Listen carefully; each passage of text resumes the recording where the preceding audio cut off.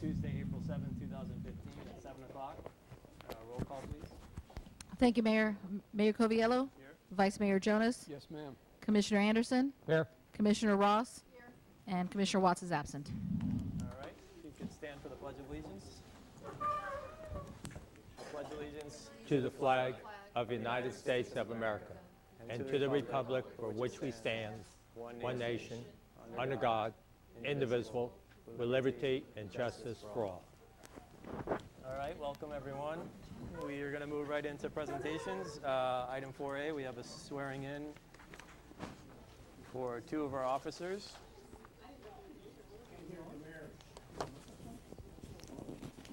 Can you hear me now? No. Better? All right. Welcome, Chief. Thank you.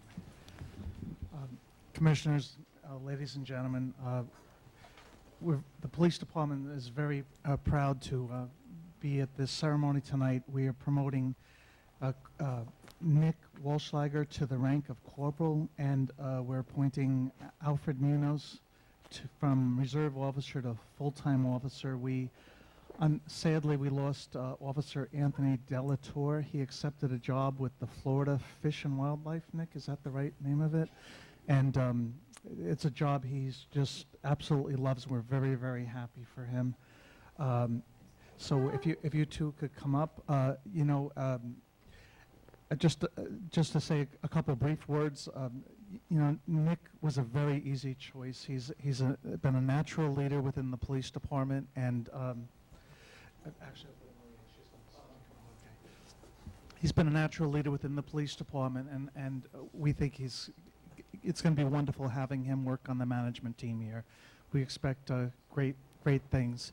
And Alfred Munoz, as you know from previously, he's 12 years in the military, police, doing everything that we do here with some added dangers. So, now we'll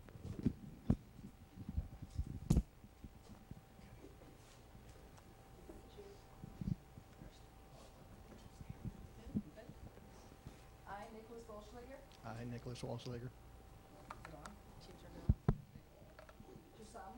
do solemnly swear that I will support, protect, and defend the Constitution and government of the United States and the state of Florida against all enemies, both foreign and domestic, and I will bear true faith and allegiance to the same, and that I am entitled to hold office under the Constitution, and I will faithfully perform all duties of the office of corporal For the Village of Biscayne Park Police Department, for the Village of Biscayne Park Police Department, of which I'm about to enter, of which I am about to enter. so help me God. So help me God.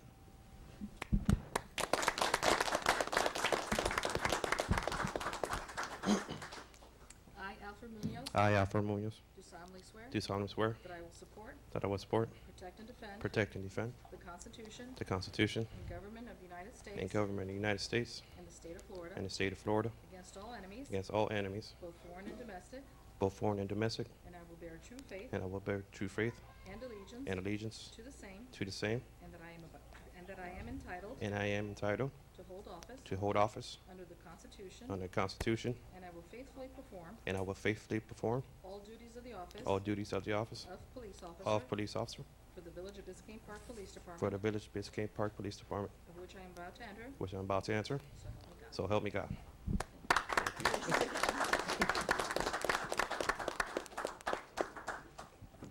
All right, guys, congratulations and thank you for your service. We're going to move on to item 4B, proclamation. Madam Manager, can you introduce this? Thank you, Mayor. The month of April recognizes volunteers here in the United States. Last year, nearly 65 million Americans gave their time and service to our nation. Here in Biscayne Park, we have hundreds of volunteers that serve not only on our board, but within our various committees, as well as help out at events such as Halloween, volunteer with Crime Watch, and other community groups here in Biscayne Park. So we have this proclamation on the agenda to recognize those volunteers. Additionally, we will be having a volunteer appreciation breakfast on Friday, April 17th at 8 a.m. at the Log Cabin to honor all of our volunteers, and we hope that they can take some time out of their busy schedules and join us. Commissioner Ross will be providing the breakfast, and the village will be providing the refreshment, drinks, and paper goods. Great, Commissioner Ross, thank you. And thank you to all the residents that volunteer on our boards. I know it's Can difficult. we ask all of our board members to stand up? Sure, sure. If you volunteer on a board, could you stand up and be recognized? Very nice. Thank you very nice. much. George? So we have I'll read part of the proclamation. Now, therefore, be it resolved that I, David Coviello, Mayor of the Village of Biscayne Park, do hereby proclaim April 2015 as National Volunteer Month and encourage residents to recognize the positive impact of volunteerism in our village and to thank those who give up their time and talents to the village and in their local community. So thank you again for everything. All right. We have another proclamation. Madam Manager. Sure. This is a program of the National League of Cities. It's National Service Recognition Day, and it's to recognize those who have served in AmeriCorps and Senior Corps. These programs go into communities. They help children learn the skills that they need for jobs, and they support veterans and military families throughout the country. So our mayor joined in this program, and we're declaring National Service Recognition Day today, April 7th, here in the village. Okay, thank you. We'll read this also. Therefore, be it resolved that I, David Coviello, Mayor of the Village of Biscayne Park, do hereby proclaim April 7, 2015 as National Service Recognition Day and encourage residents to recognize the positive impact of national service in our village, to thank those who serve, and to find ways to give back to their communities. Thank you, Madam Manager. Thank you. All right, let's move on to 4D, Charter Review Advisory Board. I see Jenny back there.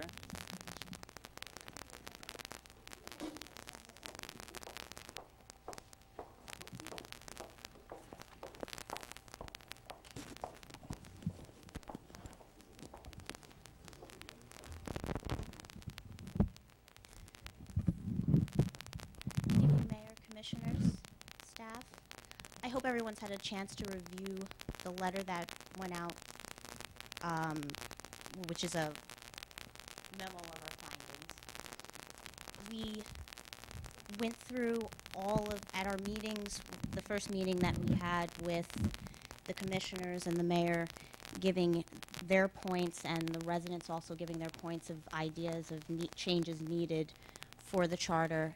The board, we took it into consideration, and in reviewing the charter and having very, I would say, very useful conversation, we've decided that at this time there's no need for any formal changes to the charter. If you have the memo in front of you, we've also attached each section that we went through and the consensus that there be no change. There are a few sections that you will see, and I don't know please let me know if you want me to go through each section, if that's necessary, where we saw that there may be a need for a minor change, but only if the board decided that there needed to be a change to the charter, which we decided that the consensus was there was no need for any change at this time. So I will let the document speak for itself, but I'll welcome any questions or any comments that the commission may have. Okay, Jenny, thank you, and thank you to the board members. I know you guys met on a number of occasions and went through this thoroughly, so if there's any questions? Well, no, it was just a comment. Yes. And I just want to give my thanks to every board member that really did a tremendous job, and the explanation that was presented to us was very thorough and very clear and precise. And I really appreciate it. Thank you, Commissioner Anderson. I mean, on behalf of the Charter Review Board, we would also like to thank for having this opportunity to review the charter and provide our input. Any There's other nothing comments? Questions? No? Sure. Hi, nice to meet you. I've Good to heard of meet you you. for a long time, but haven't met you. I just had one comment. I wanted to thank you as the mayor and all the board for doing this work. But I was just curious about the action, number 4.03, about the action requiring an ordinance, and I don't know why the thing is, the consensus to change the current actions listed requiring an ordinance and consider that those can be done through a less expensive action such as a resolution. Do you remember much of the deliberation or what was talked about in that? I'm just curious. Can you put on your microphone? I have it on. Is it on? Okay. Can you make It's it? making all kinds of horrible noises. Yes, we have a little feedback there. I don't move. Right now, I don't remember the details of the conversation, but we did have, I believe it might have been a couple of meetings that there were discussions back and forth on the actions requiring an ordinance and looking at it in a less expensive manner as a resolution. I don't have, unfortunately, I do apologize, the detail with me, as in the details of the discussion. But the consensus is how it's stated here, but I don't remember right now the details. I don't have them with me. You do? Okay, If I perfect. recall correctly, it was the discussion regarding the fees Yes. and whether you needed Thank you, an Heidi. ordinance or a Exactly. resolution. Right. The discussions revolved around exactly the fees. Oh, okay. Thank you. All right. Anything else for Jenny? Okay. Jenny, thank you so much again. Thank you. Appreciate Thank it. you, Mr. Mayor. All right. Let's move on to item 4E, Becker-Polikoff annexation process update. Okay. Thank you, Mayor, Commissioners. Can you hear me? Yep. Okay, good.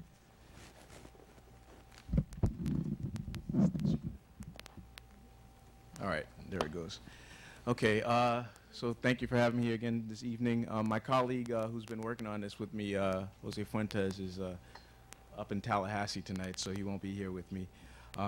He's done quite a bit of work, as I have, on this application, so I'll talk about some of the things he's done. So where we are right now, the application, as far as our work, the application is complete. We were required to bring in 56 signatures.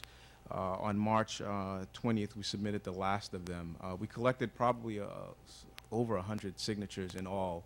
The first batch went in, it was 38 signatures. Those went in January.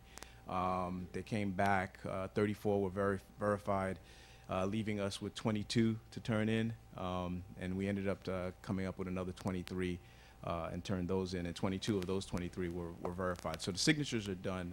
We've got the signatures. There was another minor statement that they needed in order to complete the application. We provided that. And so the application, as far as our work has, well, when I say our work, as far as the city, the village and our work is done. I spoke to the individual at the county who deals with annexations.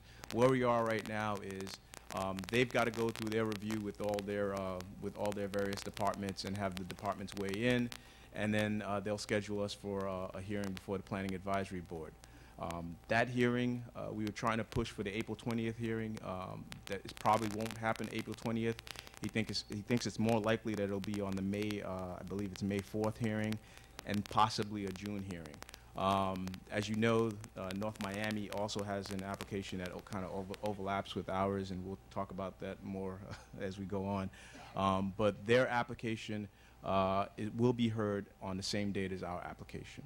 The county has decided that because the two conflicting applications, they will be heard at the same time.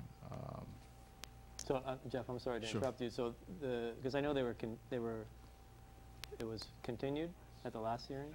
They did. They continued their application. And do you want me to talk about all that? Or yeah. Okay. Well, I think we need to just, I just want to make sure that Sure. I understand what you're saying, is that their application, the county has confirmed that North Miami's application that overlaps with our application will not proceed to Without us. to be Wi- heard by right. PAB until our application is ready. Because Exactly. they want them to go both. They go. want them to both go at the same time. Okay, all right.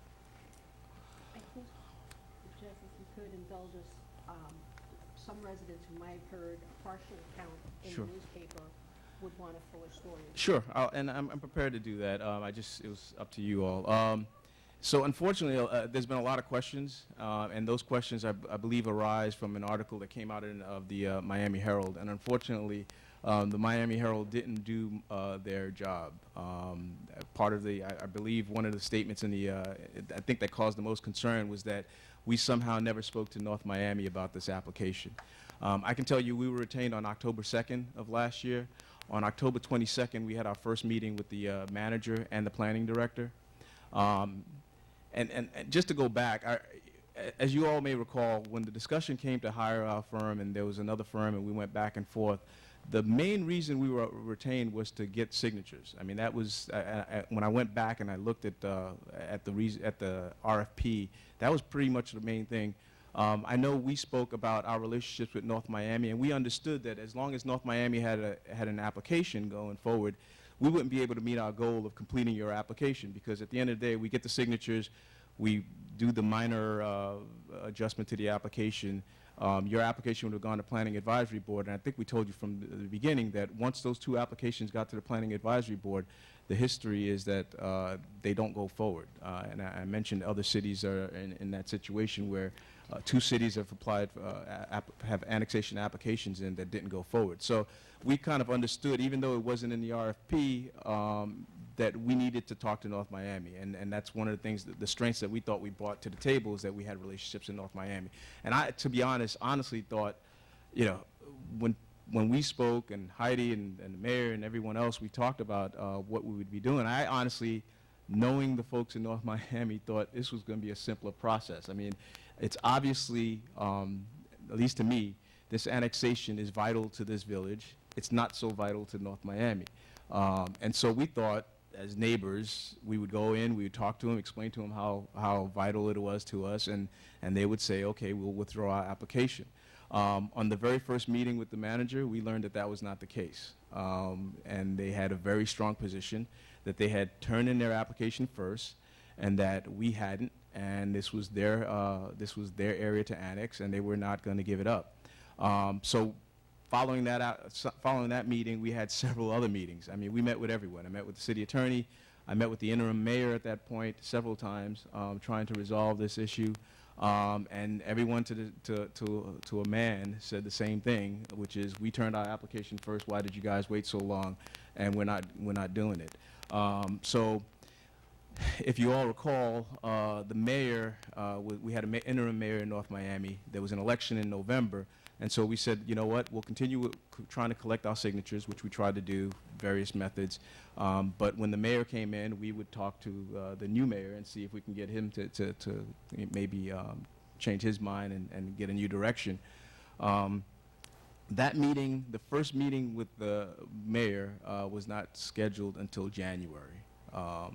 And that meeting was canceled at the last minute. I believe it was because he was ill. There was a second meeting that was scheduled. That was canceled at the last minute because of some internal issue. We had scheduled it with his staff, and for some reason the morning of, we were told that he wasn't available, so that meeting got canceled. And then I believe we finally met with the mayor. I wasn't at the meeting, but Mayor Coviello and Heidi and my colleague met with the mayor, eventually met with him in February of this year. So the statement in the Herald that we never spoke to the city was false. I mean, we spoke to him several times. I personally, although there was an official meeting in February when it actually happened, I ran into him several times at different events. I made him aware of the issue and that we wanted to speak to him, that we wanted to come down. As a matter of fact, he was, there was an event, I can't remember what it was, it was Sand on My Shoes, or it was some event with the Beacon Council. I actually spent a good part of the night sitting next to him at that event, talking to him about, this annexation issue. So we did speak to them. They were well aware, but the position that they've always taken, with the exception of one council member, and that'll explain some of the things that happened later on. There was only one council member at the city. There was one council member who refused outright to meet with us, period, would not speak to us. There was another council member who did not want to speak to us, but for a different reason. He actually believed that that the city should withdraw its application and allow us to go forward. And that was the only one person who actually supported us. When we realized, I believe at the meeting with the mayor, what happened at the meeting was we asked, would it be helpful if we could get on the agenda for North Miami to bring this up to the full council and maybe have them have a discussion in public so we could maybe understand what all the issues were and perhaps have them withdraw the application. At the time, the Planning Advisory Board meeting was coming up. I believe it was early part of March 2nd. And so what we didn't want to have happen is, and we've told everyone from day one, we said what we don't want to have happen is the two cities show up at PAB and we have to object. Understand, we have no leverage. I mean, other than holding out our hand and saying, hey, please withdraw your application. We have no leverage over the city of North Miami. And so we didn't want to go to object. And so we told them, and I tried to be as upfront as possible whenever we met with them, said, listen, what this is going to force us to do is when we get to PAB, we will have to object to your application because we can't allow you to go forward with your application and then we're just out. So the meeting was coming forward. We asked the mayor for a meeting. I'm not sure what happened. I believe he agreed. Right after that meeting, the agenda came out for North Miami and it wasn't on the agenda. And so again, as a last-ditch effort, my colleague and Heidi, they went down to the city of North Miami. To my surprise, Jose was able to get one of the commissioners who had told me that she didn't support us to actually acknowledge us on the dais, and we were able to make statements which I thought were, I didn't think they were harsh after hearing those. But what's interesting is at the meeting,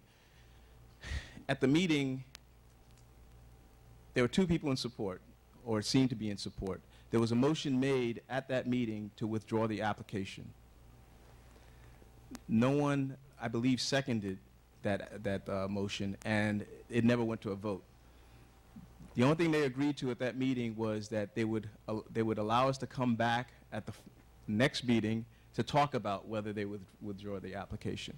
The problem with that is, between the meeting they were at and the next meeting, the PAB meeting was going to happen, and their application would have been heard at PAB, which is what we were trying to avoid having to object. So after that meeting, we all spoke, and he said, well, they've pulled their application, or they've agreed to withdraw their application until we had the discussion. So do we go and object or not? And at the time, we had basically decided we should not object. We would not object to their application. We would wait to have the conversation. Unfortunately, the one commissioner or council member who had supported us communicated with us that he was no longer going to support us, that because we had attended the meeting and spoken at the North Miami Commission meeting, they would not support us, that in fact he would oppose us. And so now the dynamics changed. Now we knew we had no votes. We had no votes in North Miami. No one was going to, when we went back at the following meeting, no one was going to vote to withdraw this application. So at that point, what do you do? What we didn't want to have happen is we allow them to go forward with their application. It goes forward. We go to North Miami and they say, you know what, sorry, we're not withdrawing our application. And now we've got nothing. And the questions everyone would have is, well, why didn't you object when you had a chance if you knew you didn't have the votes? So rather than do that, we went and objected. And I was the person who went up there and spoke. And I think I did as best as I could to explain that this was just a procedural thing. There was nothing personal about it. I worked with those individuals. I've worked with them in the past. And then this was basically us trying to preserve our objection. And we explained that to them. Obviously, now everyone says that they were in support and they would have supported us and all of these things and that. But I'm telling you, sitting in the room with each of those individuals, each of them told me that they were not supporting our application. They would not support withdrawing the application. And that's it. So Jeff, and that's a good background as to what happened, but I think many residents want to know. So now that we're at a standstill, with North Miami. Could you just lay out briefly Sure. what the next steps are and what occurs now? That Sure. At the end of the day, North Miami does not make a decision on your annexation application. Your annexation application ultimately will be decided by the Miami-Dade County Commission. It'll go to the Planning Advisory Board, who will make a recommendation or not make a recommendation, and eventually it will or will not get up to the Miami-Dade County. What we think is going to happen, based on the past, is on whether May or June, whenever we have our planning advisory board meeting, we will go and we will speak on our application. They will speak on their application, and the planning advisory board, more likely than not, will say neither application will go forward, and that'll be that. And hopefully at that point, we will have some leverage, and we will be able to sit down and we will determine which parts of these applications, because not both applications don't overlap completely.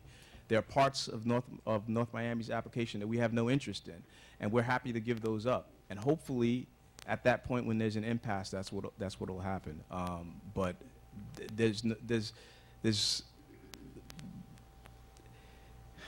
you as a lawyer, you understand that you negotiate from a position of strength, not a position of weakness. We have been in a position of weakness through this whole process. We've been asking, we've been trying to be the good neighbor, we've been saying that over and over. We're trying to be a good neighbor, we're trying to be a good neighbor.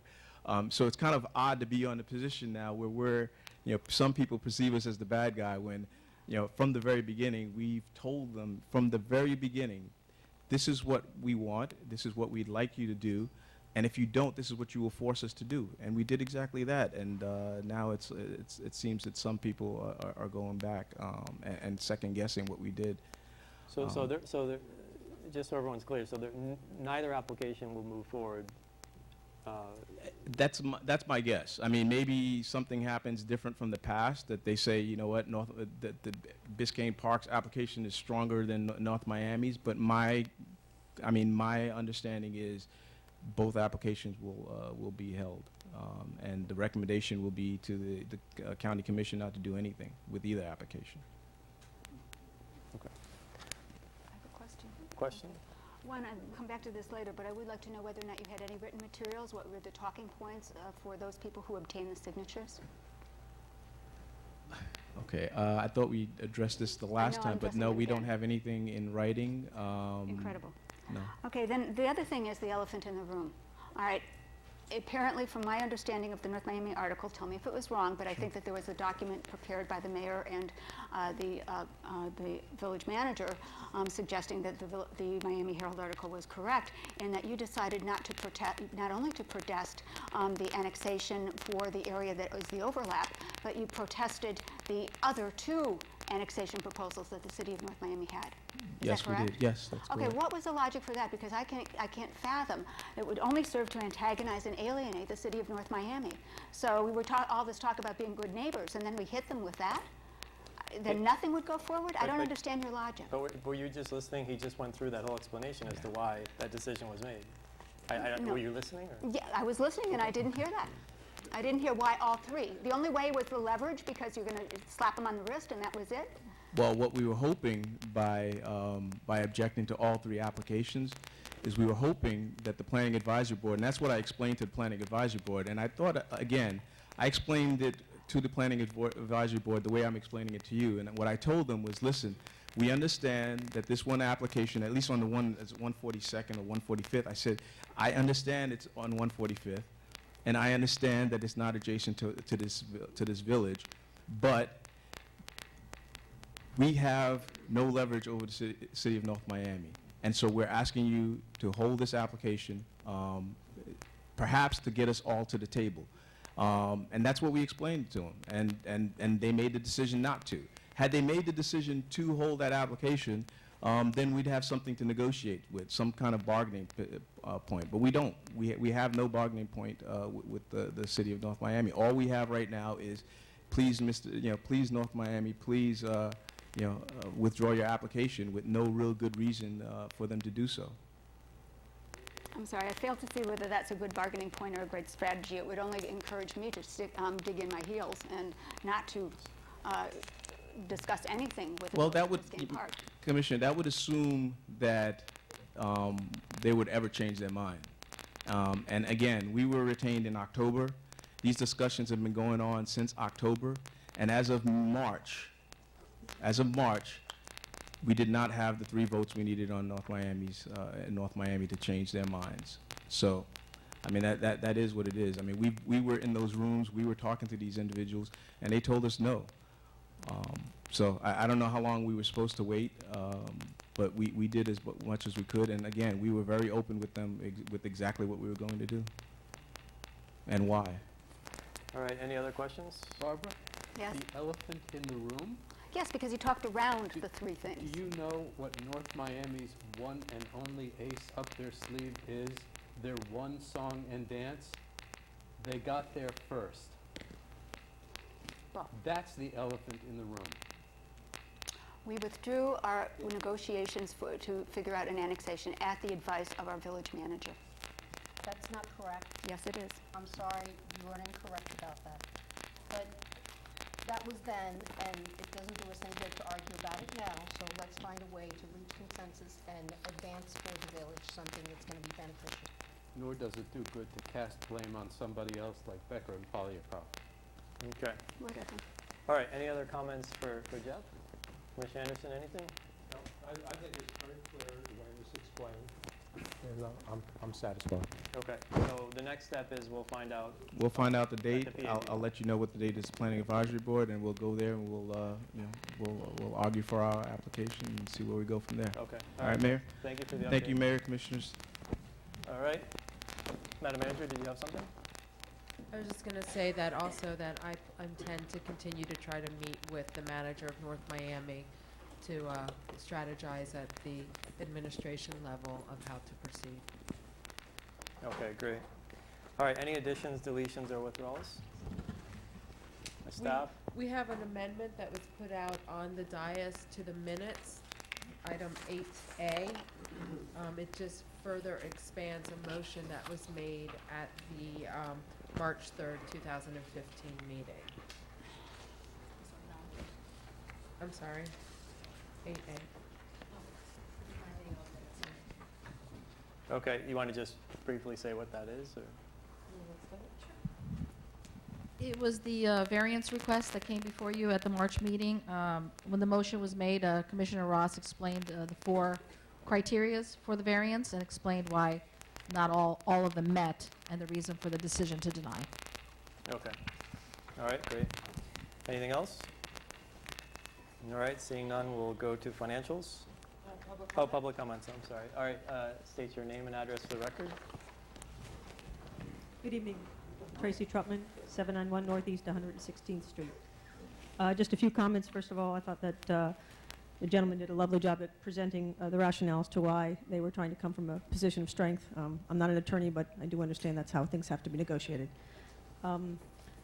Want to make a comment on 12. I support 12B, especially as I'd like to see the park being utilized a lot, having alternatives for the residents that live here. 12D, which is the 911, I also support. And finally, I'd like to discuss 9A.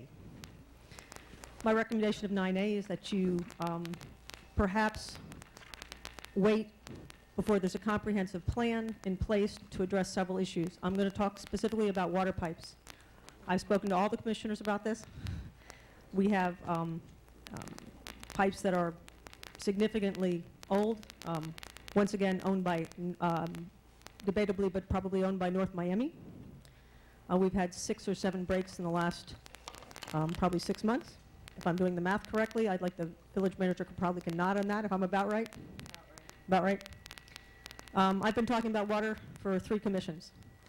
It's not a very sexy subject, water pipes, gunk inside them and how old they are and their diameter. But in reality is they're 50% done. I just finished digging up both sides of my water pipe just to see if my suspicions were correct, and I am. The water pipe dimensions of the fittings of the water, of the meter itself is actually larger than the pipes going through them. They have to have a step down on both sides. What that means in English is we have a very long road ahead when it comes to finding the finances to deal with our water issues. And North Miami doesn't seem to be cooperating on that issue either.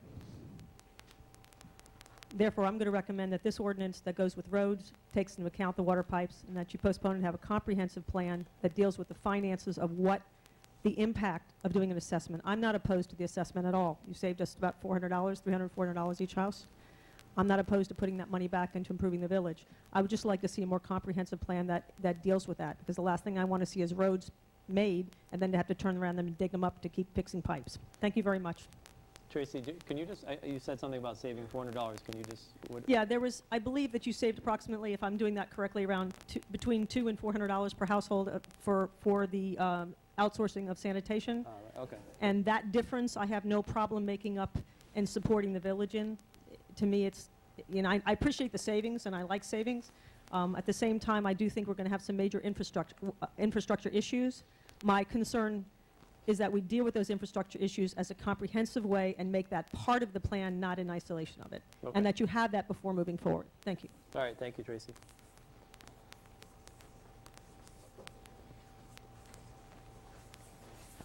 Good evening. My name is Peter Strebridge, resident at 11633 Northeast 11th Place.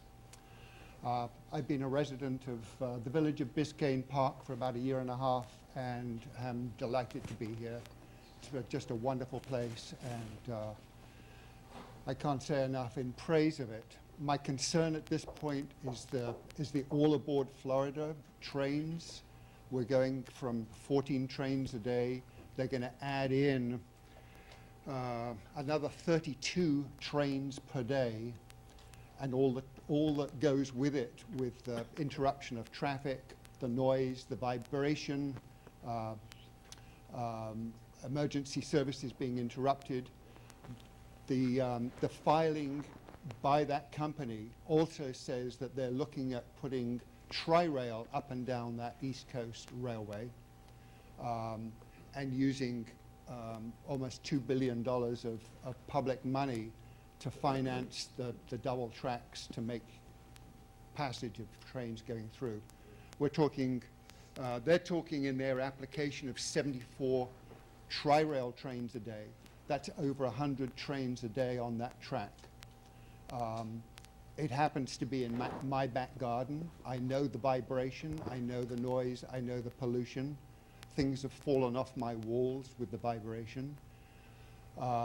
There's a lot of shady dealings and a lot of intrigue going behind this. It's all run by a big hedge fund company, and apparently in a lot of considerations by people who know a lot more than I do, the passenger rail thing is more of a Trojan horse so that they can double their tracks and put a lot more heavy freight going through the place, up and down that track. My concern is it's going to impair the quality of life in the village of Biscayne Park, and I'm very concerned about that. Had I known about that, I would have reconsidered buying property here, and I'm afraid that people coming into the real estate market will have the same kind of feeling. Thank you. Okay, thank you, Peter.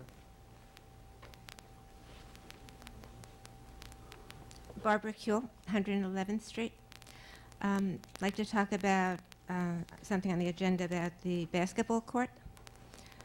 I don't know where this is really coming from. Every once in a while, somebody makes a comment that they don't like the kids. The mayor asked for some ideas about different use of the basketball court. Right now, they did a survey from, I think, approximately 75 people that were in the park, and 23 people were residents, and 11 people playing at the basketball court were residents. So when Tracy said that she'd like to see it changed into something that residents would use, I think we have a facility that's one of the most used facilities in the park. I'm not happy with the fact that it always seems to be, when I do come here, this a group of people playing a game. And I don't see very young kids playing, probably because they don't have any time on the court. I would like to see the recreation department, we have a director, we have staff, devise some way of opening the courts just for younger kids, maybe girls. let other people use the courts, not have it monopolized by kind of a group of maybe 15 to 25-year-olds. There aren't many places for boys and men, young men that age to do something that's healthy, that's good for them, that keeps them off the street. My 3 sons, when they were growing up here, the basketball courts were locked. They had to go to Miami Shores, to Keystone Point, someplace else, because we couldn't figure out how to run the basketball courts. We had a landscape architect that Biscayne Park hired that said, the worst thing you can ever do is put 1 tennis court, because it'll never be successful. And to have a tennis court and spend money to let 2 people play when you have maybe 20 kids doing something that's good for them, I don't support. What I'd like to see is a good hard look at this recreation department. I'd like to see, I've spoken to all of you about the field. We are renting the field 7 days a week to 2 different groups, and the field is being run into the ground. It has never, I don't even know if it's salvageable at this point. And I'd like to see the numbers. What are we getting? Why are we renting this? Why are we doing this? What's the benefit?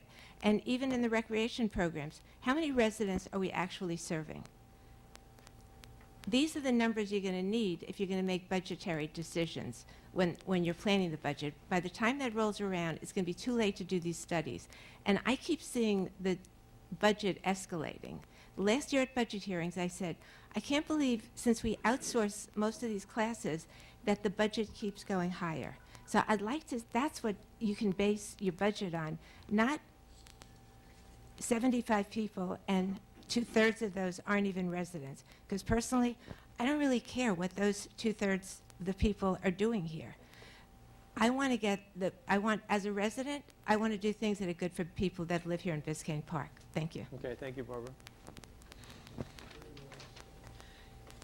Janie Anderson, 11th Place, 119th Street. Much as I would love to see certain parts of Chapter 5 enacted instantaneously, were that possible, I really want to thank the 5 of you for taking a little longer, taking it apart piece by piece. It's a very complex ordinance. And I look at the boat ordinance. It's 2 years this July, I believe. There are still boats that have gotten their administrative variance. They're still on grass. Because I think part of the problem in that ordinance was the administrative variance and the need for the approved parking surface wasn't tied tightly enough together. So if you guys take a little longer to try to make those sort of situations not occur in Chapter 5, where everything leads back to itself and people know going into it, the whole picture, I think we will be far better off. Although, at the risk of sounding terribly cynical, if we can't even get everybody to put the trash and garbage cans behind the house, which is a pretty easy ordinance, and we don't even have everybody doing that, I don't know how long it's going to take us to get all the boats and the cars parked in the right place. But the basketball courts, I thought the backup on that was fantastic. It was nice to see the survey. It was nice to see the various options. I would just ask that this commission refrain from the kind of emotional rhetoric that tends to happen. It's not about being non-inclusive. We're very inclusive. It's not about who buys a home here. It's about figuring out what we, as a community, will make the best use of here. What's a good use of our little park? It's not a whole lot of space. But if people are passionate about the basketball courts, perhaps scheduling them only open for certain hours a day will get you more solid feedback. If you hear that's not what people want, it's a good addendum to the survey and what you found out that way. If you hear no pushback, you'll know we should think about some other things. Roxy, I must commend you on the newsletter. I think you came up with some great ideas. I think they will make it a far more viable product. I only had one disagreement, and that was the idea of outsourcing it, because in truth, print advertising's dying. I spent enough years in print advertising to be pretty confident to say that, and I just don't see any way we could possibly garner enough advertising revenue that would pay now not only for the actual printing, but the production and the distribution. And no, I know employee time is money, but our employees are here, and they're already being paid. Yes, they have to juggle. God love them, they do it well. But to go outside, you're not going to recoup it, and that's an expense right now that I just personally would not feel comfortable with. What I'd like to see, and what might be a chance for us to actually garnish some revenue,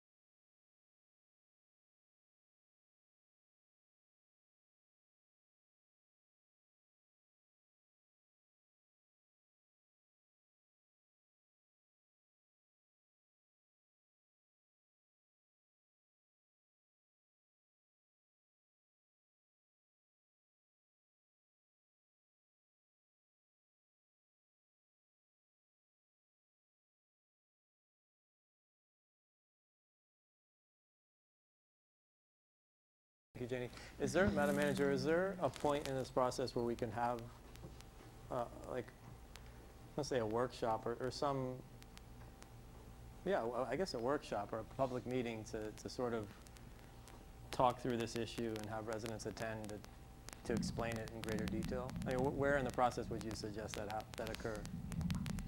That would be the next step when the engineer comes back with his documentation and background, what he's When we discuss the numbers and what's needed and et cetera, et cetera. It's at a public meeting, and the clerk tells me that historically here in the village, the assessment, such as the sanitation assessment, is always set at a special meeting in the month of May. And it's at that meeting where this assessment will also be discussed. Right, understood, but this is something new. Like sanitation has always been there, so this is something that we're introducing new, so maybe it should be treated a little bit differently. Mayor, we need to close the public hearing. I'm sorry, we'll close the public hearing. Anyone else before? George, sorry. Thank you. George Marinoni, 118th Street. Road improvement, I think is super important. We have our roads coming apart, and I don't see a problem in having a special assessment for that. I think will be fair because right now we are not taxed at the same rate. In my understanding, where I see my taxes for my property, I see my neighbor's taxes, and the other neighbor, everybody has a different tax now because we have so many deductions. The $50,000 homeowners plus Save Our Homes. The older we are in Biscayne Park, the less we pay. I've been here forever, I don't pay much to the city. Most of my taxes go to Dade County or Florida State, I don't know what they're going for. The city of Biscayne Park from me is not collecting much money. I don't have anything to do with that, that's how it's assessed. Some new neighbors in Biscayne Park pay a lot more than me for the same value in their house. So I think having a special assessment for road improvement that we really need because they're coming apart.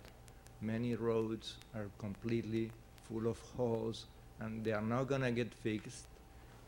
I don't know how they did it in the past. In the past, we had some new tar put in the roads. When I was living here in the 90s, I don't know who knows that, 8th Avenue and 10th Avenue got tar. I don't know how that was paid. At the time I was working, I was not coming to the meetings, so I don't know how. But we did it. And now there is no money because we have all these extra deductions on our properties. This came after 2000. The only deduction we used to have was $25,000 per residence. Now we have $50,000 plus Save Our Homes. We are paying less in taxes now than we were paying before. So what I'm saying is that I support having an assessment for that because I think it will be more fair. I will pay more in taxes and everybody will be more even for everybody. That's my point of view. Okay, George, thank you. That's it. Anyone else? All right, we'll close the public comment period. Open it up to discussion. Comments? Yes, I have something. We have always on the non-ad valorem sanitation. Yes, it has normally been, that number's been set at a special commission meeting. We're under a contract, so we know what the number probably is going to be really close because they can't go up over 5%. So already know that. The other part is on the log cabin restoration. That's going out for bids. We have to go ahead and approve the contractor. I can understand that's something special. You can't do it at the regular commission meeting because of the time constraints of when the bids go out. So I can see both of those going on that special meeting. But the roadway assessment and stormwater improvement assessment, I think that should be discussed at a regular commission meeting where we have the camera, hopefully a decent audience here.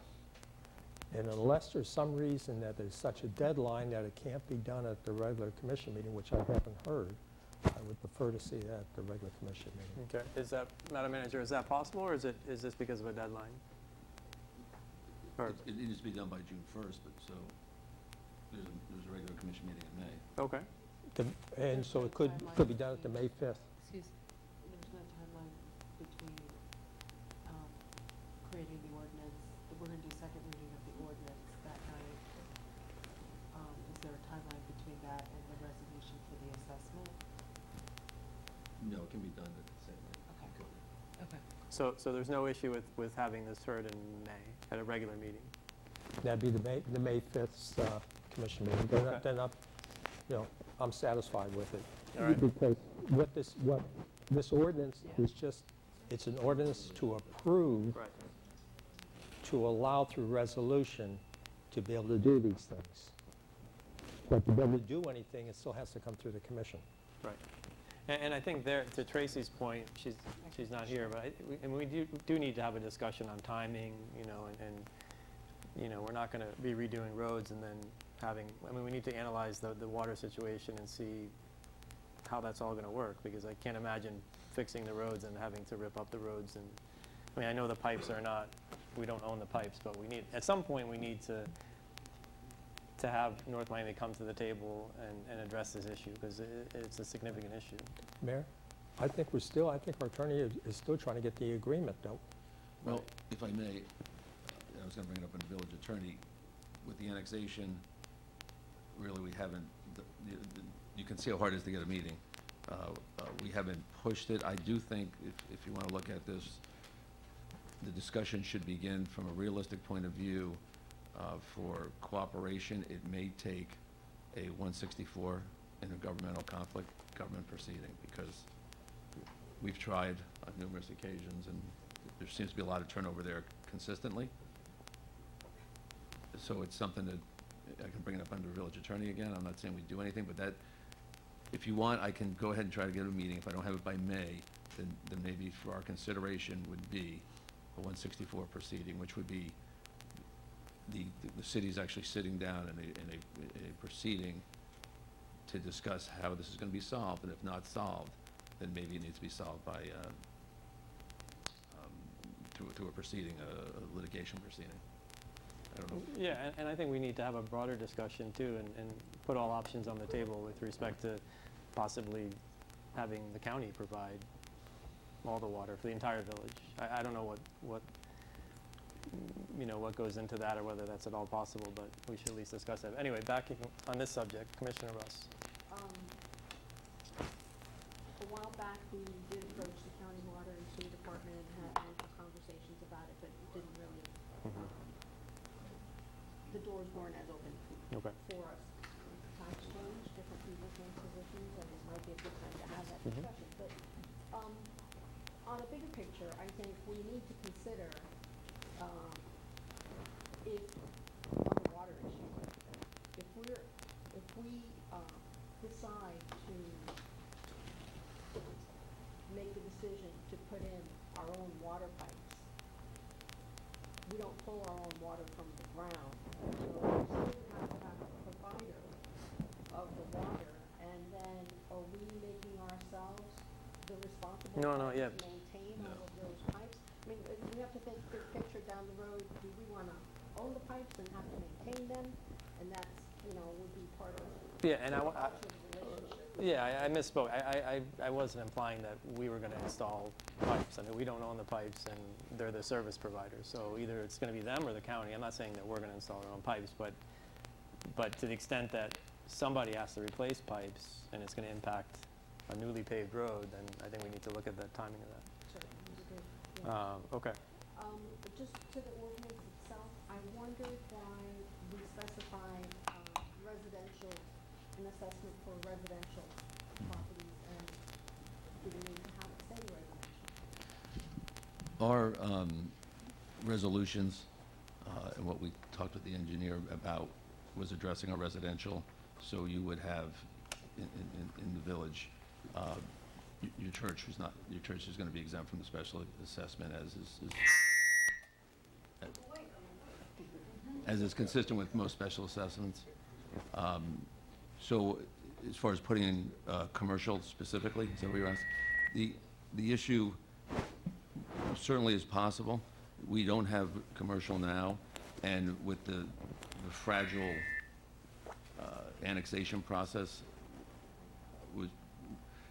we haven't done any study of this new property, whether or not what they need, if they need stormwater roadway, and I didn't want there to be some perception that we pre-decided to these people that are deciding politically who they want to push what city. So it certainly can be amended. The ordinance itself describes the boundaries of geographically the properties that are going to be involved Right. in this assessment.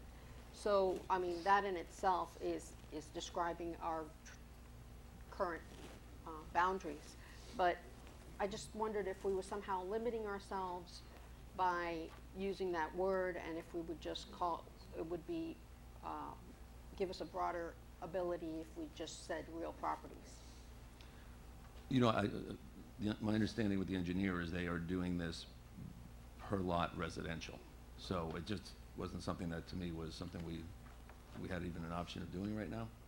Well, Is I'm sorry to interrupt. That's right.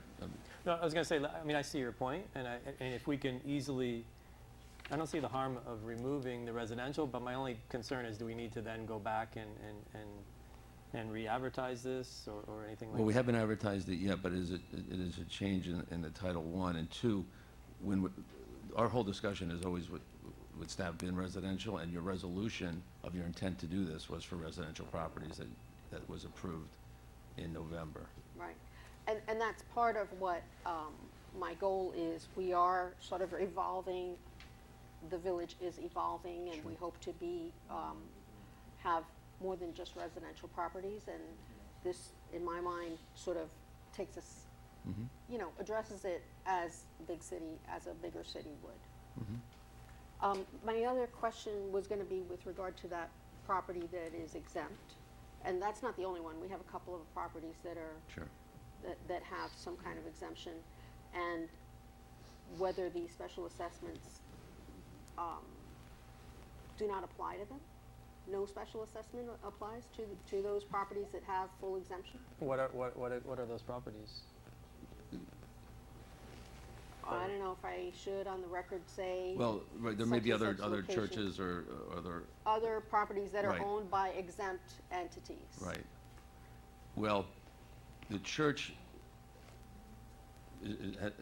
has an exemption based on its recognition as the church. As far as the other more tricky ones, we have to look exactly on what that exemption is based on. Right.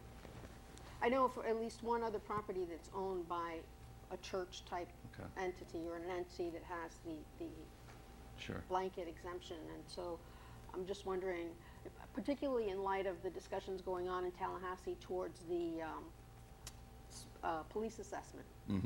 That's, you know, a topic now, and it's being entertained in hearings. Yes. Would those properties also be exempt, and is that going to create a loss? I mean, obviously it creates a loss. It absolutely does. That's a great point, because you take the number, and the exemption's a true exemption. It's not as if everyone else pays an extra 50 cents to make up for it. That's a great point. And in fact, I involved in a lawsuit involving an assessment where a hospital district is trying to get out of it, saying that they're exempt. We say residential property, so they would need to show us that exemption, and we'd have to look and see if it fits a state law exemption. Okay. I tend to agree with Commissioner Ross to remove it. To remove the word residential. Yeah.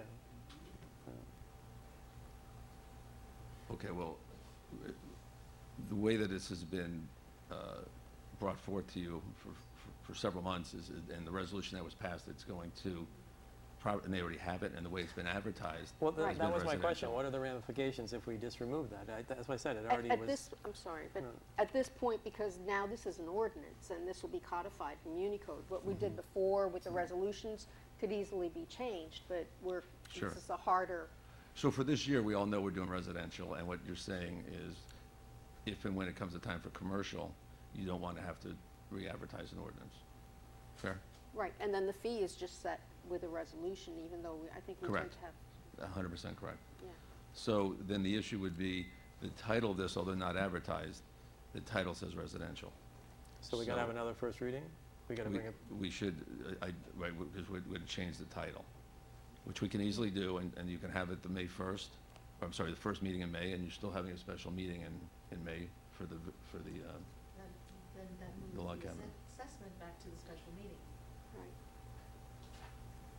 correct. Yeah, I don't think, if it's gonna interfere with the schedule and it's gonna be that difficult, then I don't think it's worth it. Because the fact of the matter is, we only have residential, and that's what we're assessing. I mean, with the exception of maybe the one or two properties you're referring to. But, so if it's gonna cause those issues, then I'm fine with keeping it. Anyone else comments on that issue? Question, would this be the appropriate place, or would it be later when we determine what the assessment would be, that whatever assessment is should be tied to a specific project, so that people know what they're being assessed for? Okay, let's finish this one issue. So are you comfortable with keeping residential? Keeping residential, yes. Yes, yes? Okay. As long as legally we don't end up with any kind of a problem, so long, comes next year, if we decide to go ahead and take that out, and all of a sudden, a particular property now gets hit, we won't have some kind of a problem on that. No, Commissioner Rawson makes the point of, if it's broader now, there wouldn't be a need to amend an ordinance and pay for the advertisement in a year or two, or whatever that may be. But to your point, we may not want to, if we're successful in annexation, we may not want to assess the properties over there. We if the haven't roads looked at are that at all, pristine. so, exactly. Right. I don't have a problem. Okay. All right, so I'm sorry, Commissioner Watts? Okay, just a couple questions, and these were some residents contacted me. But there seems to be nothing in the ordinance that would say that the fees that would be charged and the determination of the fee would be related to a specific project. There's nothing in there, and I wondered if that would be appropriate, if there was any way. Right, then that's, the resolution's going to say that, the resolution's gonna make the connection, because this is just giving us the authority to do it under a charter every time we levy any fee. Okay. And so this is very general, and then just like we do with sanitation. Okay. For you'll have that. example, with our sanitation, it's tied to real costs. If you recall, it used to be tied to the department budget. That's how the assessment was determined. So it's the same thing. It has to be tied to the real cost of operating that assessment program. Yeah, because I think it's really important that to be assessed $100 or whatever, it's a big bite out of a lot of people's budget, that it should be known what the project is and the reason, the rationale for this. And is there any way possible to think about having a cap to this, to the amount of assessment? Well, you're gonna have to approve it, whatever this number is. So the number that you're gonna be provided is the cost of the study, in this case, the studies, and that's the actual cost to do it. So your assessment should be consistent with that cost, and it's rationally related to your So assessment. then when we have our discussion, we'll discuss whether or not it's the study or what we should determine how the money goes. The study's coming to you with the resolution, with the number, Okay. correct? All right, good. But just keep in mind that, I agree with you, $100, $200 is a lot of money. But keep in mind, if we didn't outsource sanitation, which you voted against, we would have had, residents would be paying how much, Madam Manager, more in sanitation? Our projection was around $700. $700, Yeah, so. I know, but. Okay, you I just know, want to make sure. Apples and oranges, they're not getting the service that we had Just, before. oh, There's one other question, go ahead, Commissioner Ross. just like to fill out the rest of the conversation is that we have an existing ordinance that covered this process for sanitation, and that gave us the ability, sort of the vehicle to travel to, make the assessment to cover the cost of sanitation. When we outsourced, we still needed to have that vehicle to cover the cost of the contract. And so now we're just adding a layer for these two other global projects for the village. Correct. And the number, whatever the number is that is, that becomes the assessment through the resolution, we can't just pick that out of the air. It has to be specifically, which is why we need the report from the engineer, because it has to be for a specific project. And we There can't has to be- ever say, next year we're gonna do another amount without knowing what it's gonna be spent on. Correct. And not only is the report going to outline the costs to complete this first step of these assessment programs, they're also going to include a recommendation to us on how it should be assessed, if it's per property or per square footage of each property, and they're doing that study as well for us right now. So it will be very specific as to how the money is, how the money is being determined, where the money is going, when we present that to you in May. Right, there'll be legal findings consistent with state law that it benefits the property and that the amount is rationally related to that benefit. Just one more question, I just want you to reiterate something. We can choose not to have any assessment in any given year, correct? Correct. Okay, so if we choose that it's more important for us to do a stormwater repair, to get that kind of thing taken care of before we start doing road repairs, we could choose to. You're going to vote separately on those? Mhm. Okay, anything else? Motion to approve ordinance 2015-02. A second. Okay, motion by Commissioner Anderson, second by Commissioner Ross. Roll call. Commissioner Watts? Yes. Commissioner Ross? Yes. Vice Mayor Jonas? Yes. Commissioner Anderson? Yes. And Mayor Coviello? Yes. All right, motion carries 5-0. Moving on to item 9B, ordinance 2015-03. This is an ordinance of the Village Commission of the Village of Biscayne Park, Florida, amending Chapter 13 of the Land Development Code entitled Planning Board and Local Planning Agency, amending Chapter 14 of the Land Development Code entitled Code Compliance Board, amending Chapter 15 entitled Enforcement, providing for conflicts, providing for severability, providing for inclusion, providing for an effective date. Okay. So, Madam, yep.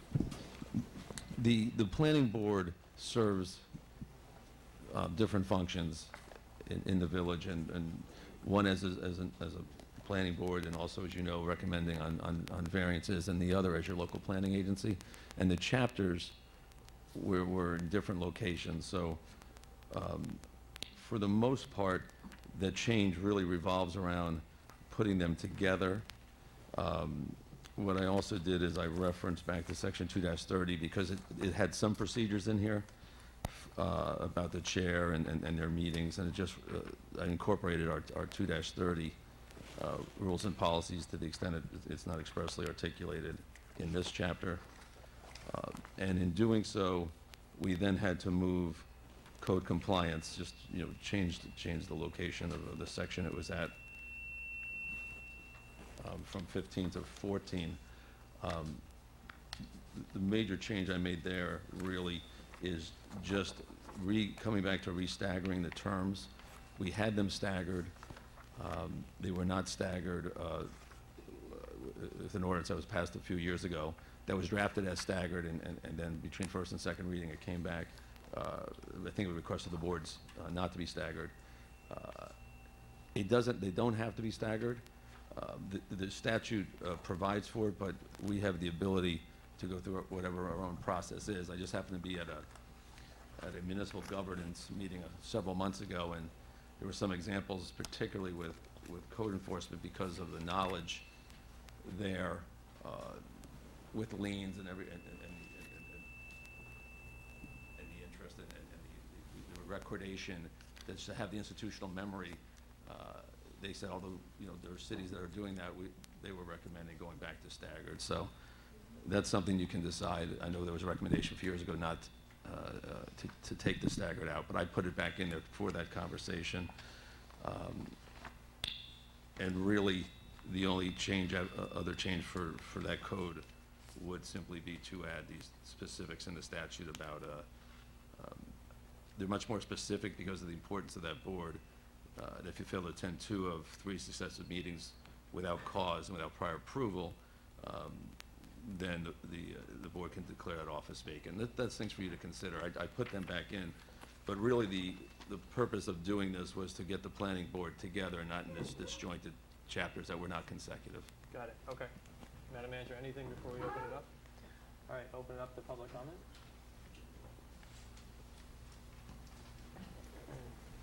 Gary Kuehl, 777 111th Street. In keeping with the Kuehl family tradition of trying to say something at every meeting. Attorney Hearn was thoughtful enough to pass a draft of the proposed changes to the Code Compliance Board through me. We did exchange emails, never got a chance to talk, but he has been copied with the comments that we had. We've had a number of discussions on the board over the past several meetings about certain items. But first I want to say, as far as the changes that he is proposing, we agree. I firmly believe the idea of staggering the offices, the members of the board, their terms is important for continuity, because there is a lot of history that goes into what we do, as you well know, Mayor. Anyway, a couple of comments, not things that we feel we'd like to have in there or changed. Concerning 14.1.7C, which concerns repeat offenses.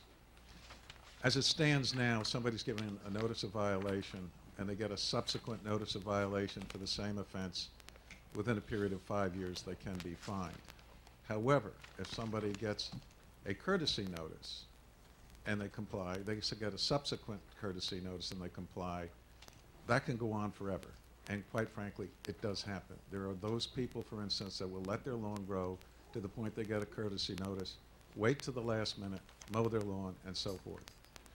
There are also the minor offenses. People that leave the garbage cans out, put the trash out the wrong day, put out trash, construction debris, et cetera, et cetera. And they're minor, but they serve to denigrate the neighborhood. They take an inordinate amount of time.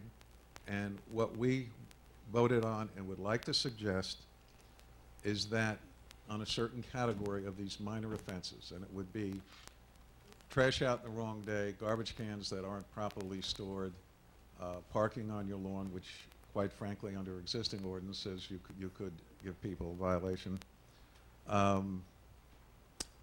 overgrown lawns, overgrown shrubs, shrubs impeding the traffic way.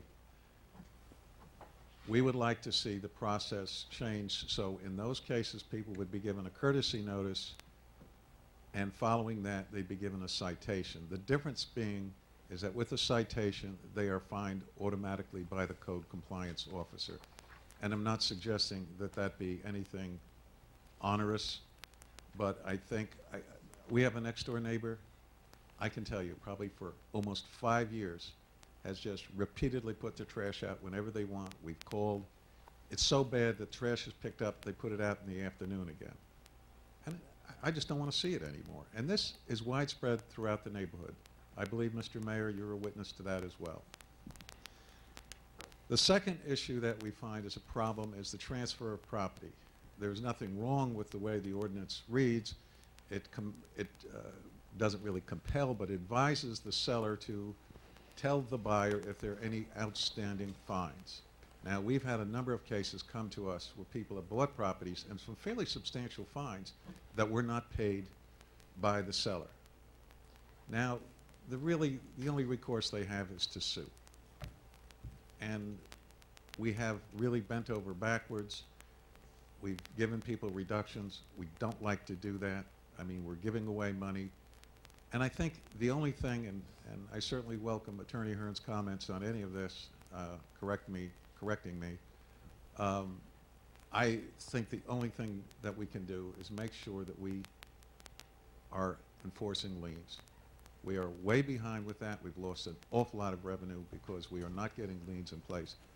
If it's a couple of $100, it certainly isn't worth it. But we're talking several $1,000s in many cases.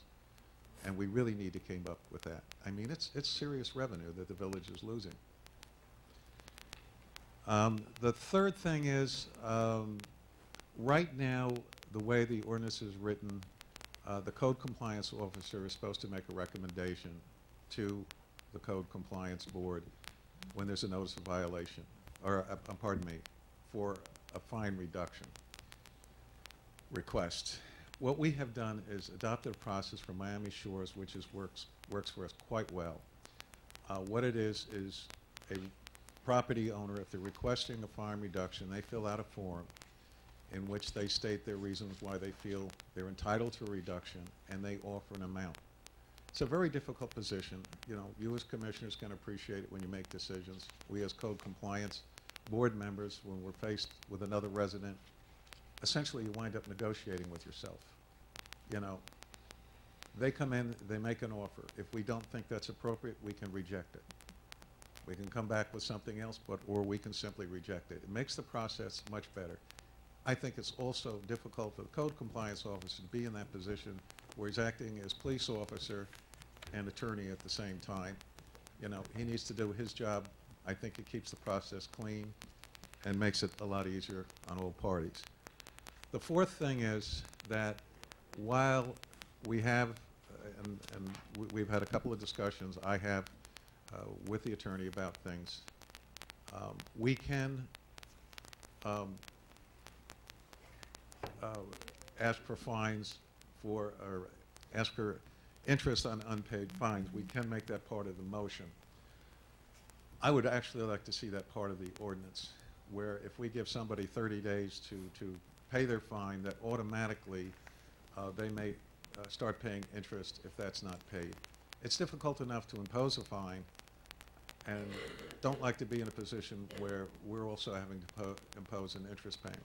I will also tell you, though, that many times if the fine is substantial, we feel that people are cooperating. If there are other circumstances, we do allow people to make payments, maybe over a period of 3 or 4 months or longer if we think that's appropriate. So it's not to extract every dime we can get out of people. I just feel if that interest amount, whatever it might be, even if it's a nominal 10%, I think we can go high as 18%, is that correct? Yeah, 18 but or I wouldn't even what's current in suggest that. court. It's just the idea that that's money due the village. We want to see it paid, and if people aren't going to pay it, Okay. they should pay interest. All right, Gary, thank you.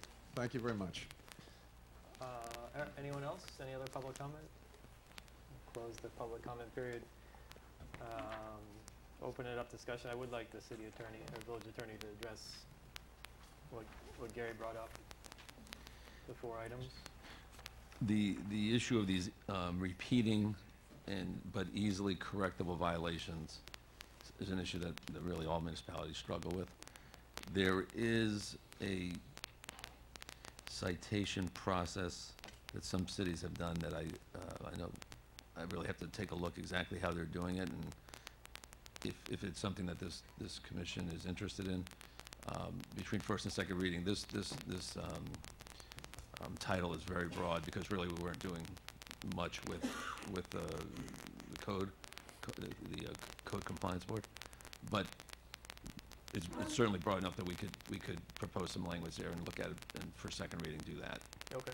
Yeah, I'd like to do that. For the enforcing liens, that's really outside the code. I think, I think. Yeah, the manager can address that. I think she's working. Or the manager's working on that. Yeah, we're making progress on that, I think. You want to just give an update? I mean, I'll let Maria give more details, but there's been outstanding liens that were never followed up on for many, many years. So we're going through what we call the cold cases. These are very old cases, and doing our research, which is very time consuming to close those out, sending letters of the intent to lien. Per state statute, we're required to give them 45 days before we actually lien. So we're following through with that process, but it takes a lot of research to do that. We're also, at the time of the sale of property, going back and making sure if there's these cold cases or anything more recent that we're encapsulating that. We have found in the last month alone very unique situations where the property owner did their own title search before they, or the buyer did their own title search before they closed, which meant they went to the Miami-Dade website to see if there was anything there that did not include our trash fees and some other outstanding fees, and now they're coming in and just after they bought the property, discovering that they have a wealth of liens and fines on their property. But distinguish between fines and liens, because I think what Gary was alluding to was that, you know, we have cases out there that they're accruing fines in the hundreds of thousands, and a lien was never even filed. And so the key is to get that lien filed so that everyone's put on notice when they purchase the And property. before we can even send the intent to lien letter that is required for us to do, we need to see if that that original violation has been closed out. So is the fine still occurring every day, or did it get closed out? So that includes having to do research with our building department to see, for example, they had an unpermitted roof. So did they ever come in for the roof permit? It's a little harder on the grass cuttings, the cleaning the roofs, and those type of things to determine when someone who was cited in 1996 cut their grass. We've conferred with our village attorney, and he says unless they have notified us that the responsibility is on the property owner to notify us, those fines keep occurring. So that's so we can record the lien at that point. Accruing, yeah. Yeah. Okay. So, so that's the process that we're taking. So we're going back, we're seeing when it stopped or if it's ongoing. We're filing the lien or the intent to lien. We're sending them the letter 45 days later. We're filing the intent to lien. All right, so you're getting caught up on something that was... It's hundreds of files that have been neglected for many, many years. And then we've also set up an in-office task flow for when currently the board makes a decision and there's an order of enforcement to make sure that these don't become cold cases for future generations of employees, but instead we're doing the process right from the get-go. Okay. So we're working at both ends and hoping to meet in the middle. So the third issue that Gary brought up was the code compliance currently makes recommendation, and that they're using their own form, which has certain criteria, and making that decision. So certainly there's nothing that would prevent us from doing that. Interestingly, most of the code compliance boards like to hear from the code compliance person, probably because they're looking for direction, maybe more, but certainly using that, and we talked about this at that workshop we had several months ago, using a form like that can be very helpful that has objective criteria. There's I've seen codes where they actually do have a section on mitigation, and they'll put in there, Sure. you know, severity of the violation. Is it a repeat offender? So, you know, there are criteria that we can put in the code. And a lot of times the code compliance person gives you input on that, and Yeah, we ask that we get all the facts. okay. So we get a full understanding of the case, the history of it, and so forth. I'm not saying that we don't want that process. Okay. And that is all done publicly at Sure. the meeting before we make any decision. So we're not short-circuiting that in any way. It's just stopping at the step where they make a recommendation as to How do you feel? what a reduction might be. I mean, That's legally, would be legally permissible, and it's just, in all of my experience, I mean, most of them have been special magistrates, but they always look to Right. staff for a recommendation. I mean, I've never seen staff, the Right. magistrate always turns to staff and says, because they can even give you the recommendation, it's not binding to you, and you can still use your criteria. Maybe part of your criteria is the recommendation of the code office. And like I say, we wind up negotiating with ourselves. Okay, as a process, it works against us. And we had discussed this with the village manager. I thought we were clear on this.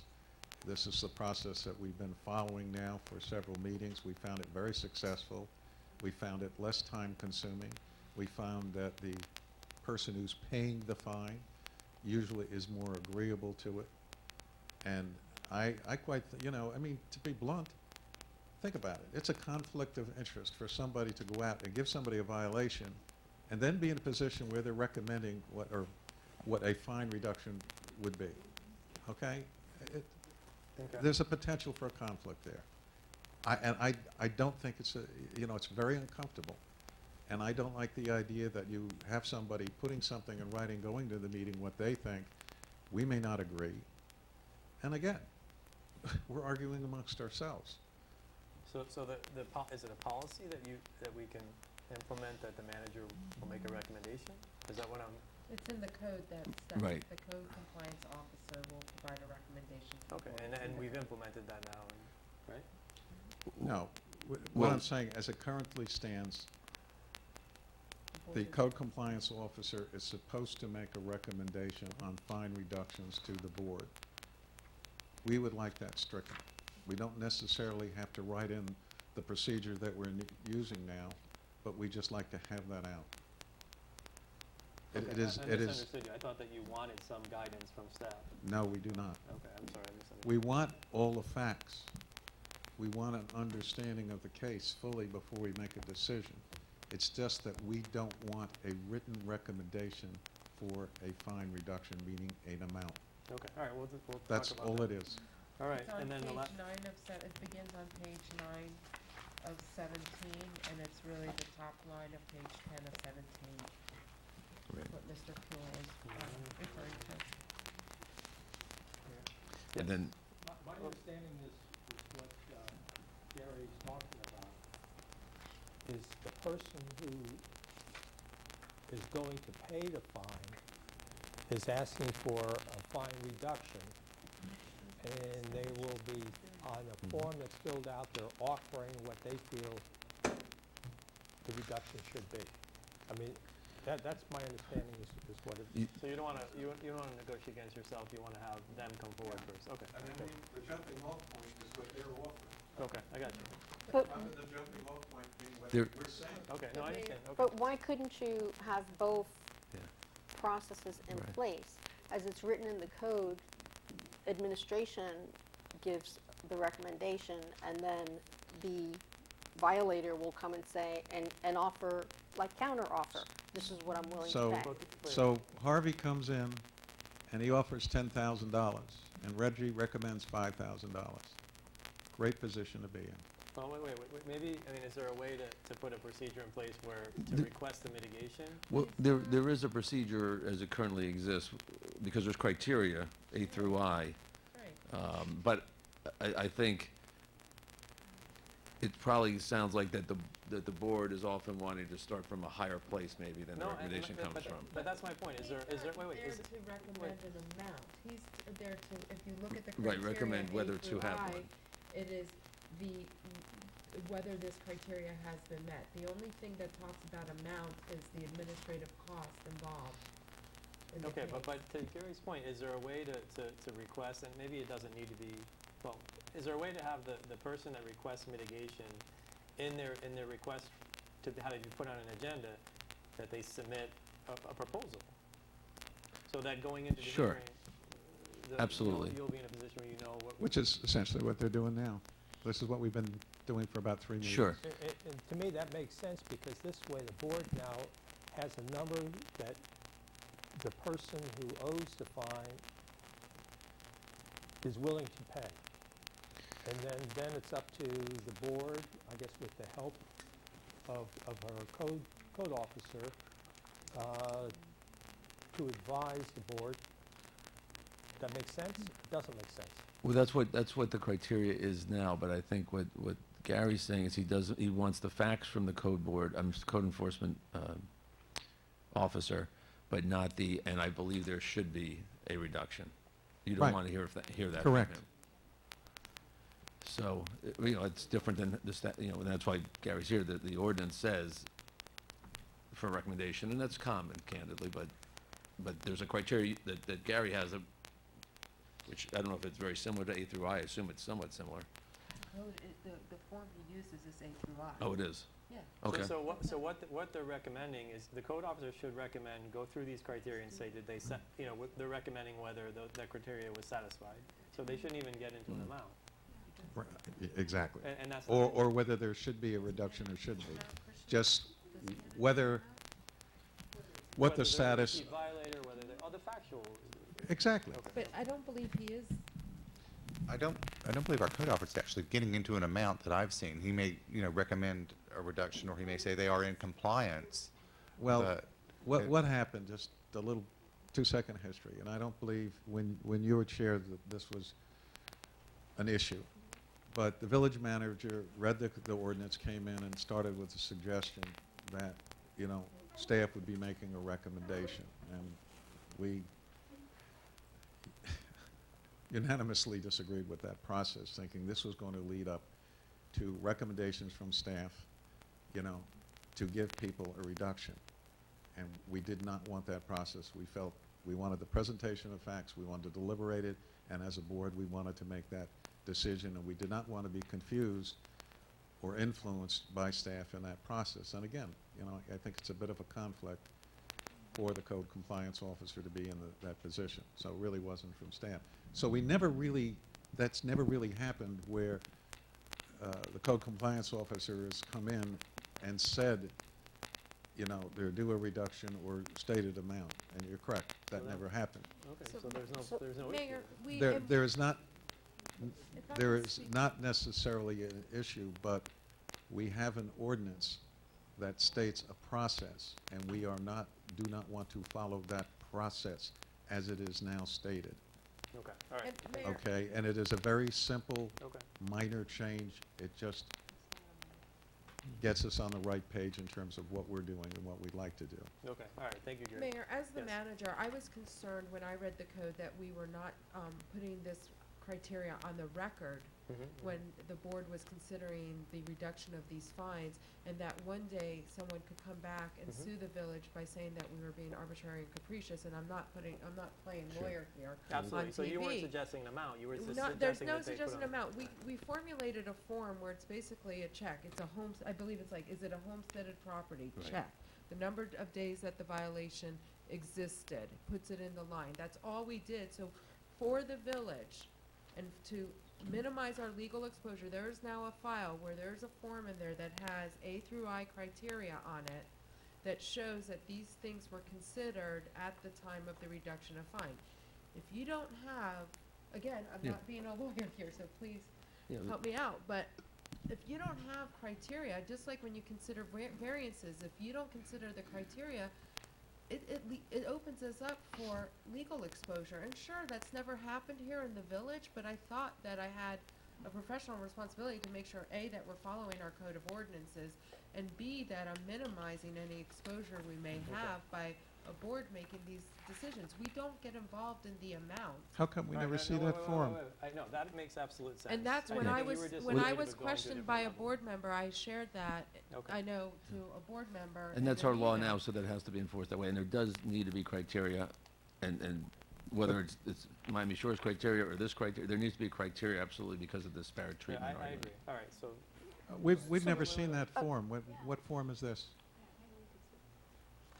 We don't get a copy of He has that. a form that is with him that we created, whether he's using it or not. I know that there's been pushback. Never seen I it know once. that there's been pushback from the board of him making this recommendation, so perhaps he became gun shy.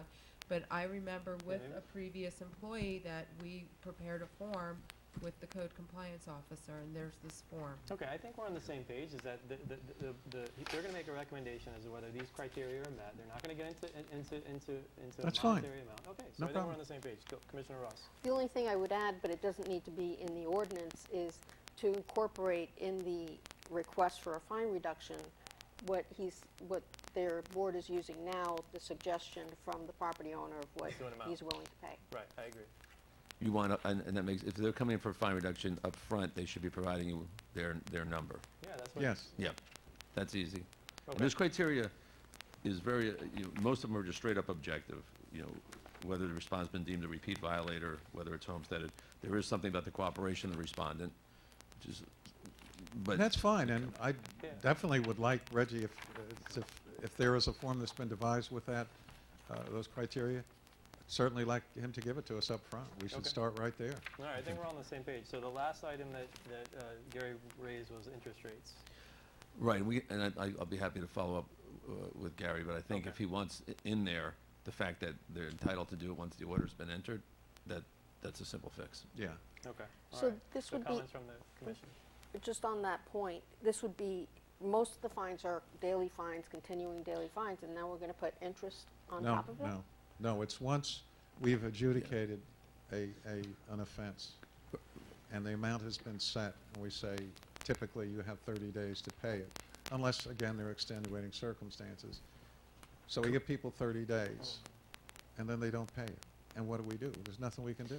And Right. they could pay 6 months later. In the meantime, we've lost that revenue. We just want to have an automatic means of compelling people to pay or reimbursing us for the fact that they haven't. So the violation's been corrected, but there's a Correct. fine for the... Correct. The daily fine Yeah. is stopped. Okay. Okay, any other comments, questions?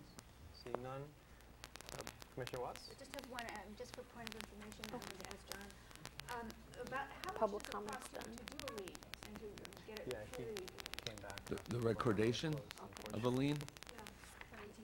I have a bunch Maria's saying 1850. of things to talk about. Yeah. You've got all kinds of paperwork to do, so that's why. And at what point is a lien put on a house? At what monetary value of the fines? It could be anything. But we typically wait until it's large enough. I don't know, 2,500 used to be the number, I don't know. And maybe not even then, but minimum, yeah. Okay, thank you. And so the title, so it never touches they never contact Biscayne Park? Oh, they do, especially when you file the lien. Yeah. And sometimes they'll contact you just to make sure there isn't any cloud on that property. So we do get money. I think last year we had a rather substantial case. Can't remember how much it was, but it was $20,000 or something. But then if there's not a lien, usually title searchers don't include contacting the village to find out if there are fines? They do. They do. They do. They contact us to see, to make sure that all improvements have been building permits, there's no outstanding code fines, any other fees with the city. Yeah, so it must have been perhaps with that one purchase where the person didn't know that there were all these fines and all, that the title company didn't do its job? That does happen. Okay, just curious. Okay, thank you. Okay, Could have been a property bought out of foreclosure and they didn't go Yeah. through, yeah. Yeah, we see it more often than Mr. not, Mayor? and it is surprising to see. I've got one question. I thought we had a reoccupancy permit when somebody bought a house, and that would tell them they couldn't reoccupy that house until they got the permit, and the permit said whatever fines were still outstanding, whatever liens were pending on the house? We do have a reoccupancy ordinance, correct? So somebody will buy a house and not get that permit? Not every house that's bought and sold are we aware of. I mean, we don't immediately get a notice unless they've asked for a lien search or something like that. So the ones that we do a reoccupancy on. And we go and we check for the permits, we check for, old violations, liens, that sort of thing. I thought it was a requirement, I thought we had that requirement before We do, somebody but purchased not a house. every we city do. does, so not everyone knows to come in to do it. We might not know that a house changed hands. So sometimes they're in there for a month before this reoccupancy issue comes up. It's not a common, Okay. not every. So then it does put the onus on them. They should have gotten it, and they should have known about the liens if they had gotten the permit. Okay. And I guess now they're in violation for not having a reoccupancy. And then they're, on top of it, they're in violation of not having the reoccupancy. What I would like to see, though, is on fees for service. In other words, people put too big of a pile of trash out. They don't bother paying for those things. It was an emergency that we had to go ahead and screen in the pool, that they didn't bother taking care of the fence, and they weren't around. That we're actually spending money and time. I'd like to see those not to build, because they're one-time fees. Not wait till we pile them a bunch together. I think those, if they don't get paid within a set date, to go ahead and put a lien on, so we can always at least, it'd be very tough to sell the house without paying those things off. I believe in one of the weekly manager reports, we did mention that we are going back to all our special services invoices, and we are leaning those as well. Right, and then going forward. And of course, going forward. Yeah, okay, that, because it's my concern, and because, as you probably see, there's a lot of them. Right. Following up on that point, a couple of years ago, we passed an ordinance that had to do with derelict properties and monies that the village had expended to secure those properties. And we were trying to get that expense recovered through the tax collector's office. And then, you know, we went through, we enacted the ordinance, and when we went to, we took it to the tax collector, they weren't being cooperative. But that was a different tax collector. And could we possibly go back to the new tax collector and say, we have this in place, and we'd like to include that in our interlocal? Absolutely, and ironically, you know, the neighbor to the north, Broward County, they allow it, and they do it for Hollandale, and they do it for Plantation. I think it's Plantation, two rather large cities, they do it for without any complaints, so, yeah, that'd be a great idea. I don't know, I mean, would We it can be reach part out of the to 'em. current interlocal, like an addendum to the interlocal, or? Well, we'll do whatever if they're willing to do it, we'll amend it, or we'll do a new one. Right, okay, well, I wonder if we can approach, if staff can approach tax collector and see if that would be, we could work that out. Okay, on the ordinance itself, 2015-3, the title of the ordinance says amending chapter 13 and 14, but we're also amending 15. Okay, I see that too. Just in the whereas clauses, we talk about the land development code, which is that appendix piece of the code, and then it's kind of abbreviated LDC. Should we either define that abbreviation or spell it out? In On the the second first- whereas? Second and third. Second, third, sure. In the first whereas, it says land development code, if I just put LDC there. Right, right. And then further down, when we go to 13.1.1, Biscayne Park Code, now we're talking about not the appendix section, but the original code of the village, right? Is that, do you think, phrased It's what it says in the adequately? code, it says, to refer to it as the code or the Biscayne Park Code. Okay.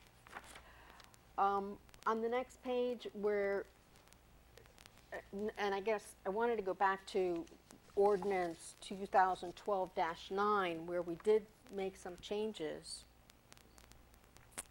on the code enforcement board that aren't incorporated here in this draft. You know, they were put into Muni code back then, but this draft kind of skips over the changes that were made, which were changes that were recommended by the board back then in 2009. But when you go to page 2 of 17, we're striking sort of the composition, the appointment, composition, and term of the planning board, and I don't see where those provisions that apply to the planning board are put back in. What I did there to try to simplify this was in 13.1.1, because it has some of the qualities of 2-30, but 2-30, right, which is our general for all our appointed boards, right, is much more detailed. I simply said, unless provided otherwise in this article, et cetera, Section 2-30 of the Biscayne Park Code shall govern the rules, policies, and procedures of the planning board. So what we're contemplating, that the planning board will be appointed in March as the volunteer boards are. Correct. Planning board.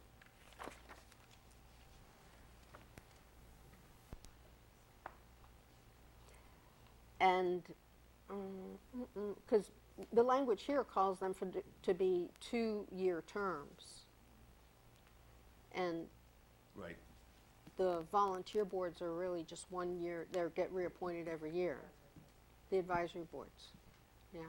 Right, and that's stricken from the ordinance, the 2 years. Right, right. But I think if we're looking to have continuity on these two statutory boards, that they should be more than a 1-year term. You know, I mean, it's kind of a policy change. Just striking the language changes the complexion of the board, and I'm not sure that we want to do that. Yeah, that's a fair point. So, if you want to keep it at 2 years, we can do that.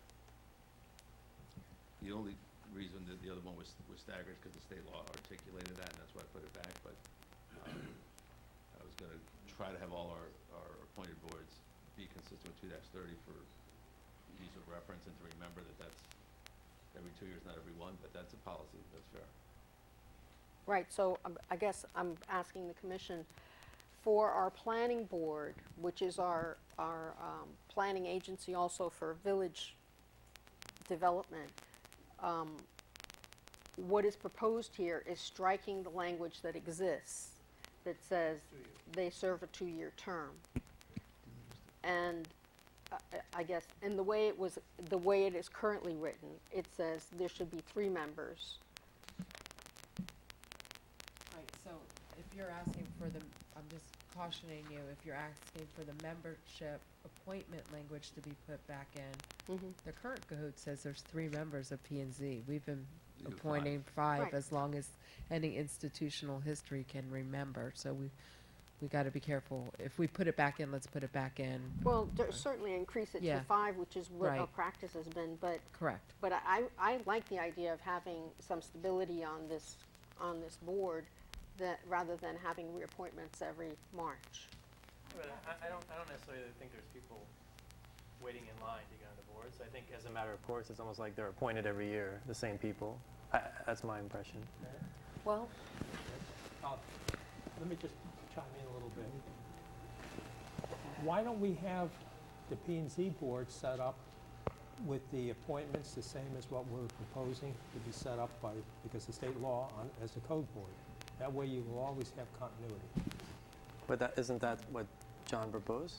No, I did it for the code compliance board because the state law, that's a 162, and that's what it says. I'm, from a legal point of view, you can do whatever you want as far as what you're comfortable with on the link. Because, I would be comfortable if we just go ahead and copy that same system that we're going to be having for our code board. That way we're guaranteed there'll be staggered terms for people who are on P and Z board. Okay, other comments on the the term issue? So you agree with Commissioner Ross? Okay. 2 years? So if everybody's just going to be, so that we're going to reappoint everybody every 2 years? I just don't think we can keep continuity that way, but Yeah. to go ahead and get things done, sure. You already have continuity. I think checking with the manager was my understanding is another reason. I think we've actually been appointing every year to the planning board. So it was kind of, And 5 people. we didn't in March. Yes, we did. no, we didn't because Because we're of working on this. the ordinance. Because of this. In 2014, we had every board submit applications. So this is trying to reflect that reality. Yeah, I'm fine with the way that you drafted it. I find it strange with the advisory boards that it says that they're elected, I think if my memory serves me, elected to a 2-year term, but then we renew them every year annually. The rest of the boards under 2-30 are Yeah. annually in March. Yeah. The only reason this didn't come due in March is because we're changing the ordinance.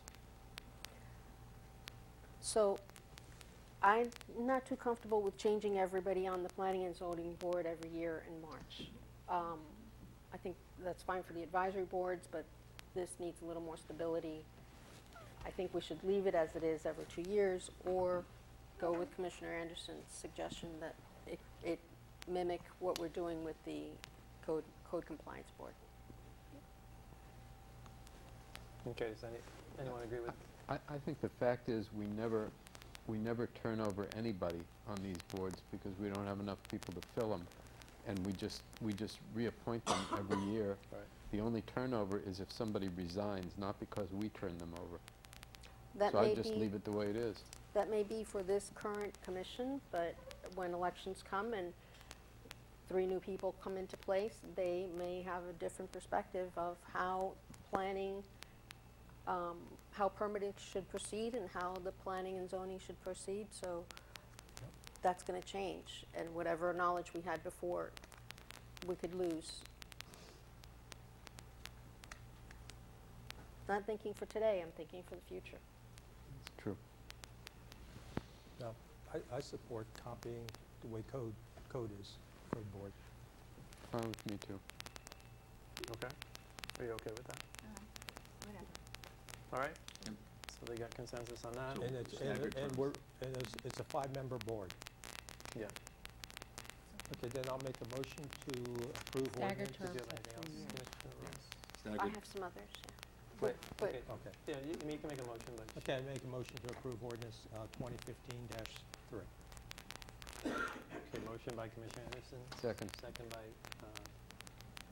Vice Mayor Jonas. Further So, discussion. just by consensus, we're gonna change this to staggered terms for the P and Z. Consistent with the code compliance Which standard, would be 321. Yeah, for 3 years, Okay. once it gets up and running after the Correct. staggers. I'm sorry. Okay, what else? Did we address everything, Mr. Poole? Yeah, we did. So on page 6 of 17, page 6 of 17, the second paragraph, which is numbered 14.1.3, and now we're talking about the Code Compliance Board. Within that within the description of the composition of the board, the ordinance that we passed in 2012 included among the disciplines that we want to try to have on the board an attorney, and this current proposal strikes that word. I'd like to bring that back in to help professionalize the board and bring these, people with these with the background to the board. And that was added at ordinance 2012-9. Okay, any reason why that was? I have no objection at all to it. The only reason why it did happen is I just mimicked the state statute, but it certainly you can have other professions encouraged, so. Okay. I'm Well, not there are anti-lawyer. five people in 6 disciplines, so Well, we just can't says you're gonna represent all of them. Just says you're going to try to include from Right, these. when possible. Okay, I have no problem with that. Also in that same paragraph, back to ordinance 2012-9, it was actually one of the recommendations from the board itself that the Code Compliance Board be property owners and residents of the village. I'm not advancing that for myself. I don't know that they need to necessarily be property owners, but that is the way that it currently is stated in the code, and it was put in at 2012-9 on the recommendation of the board. Right.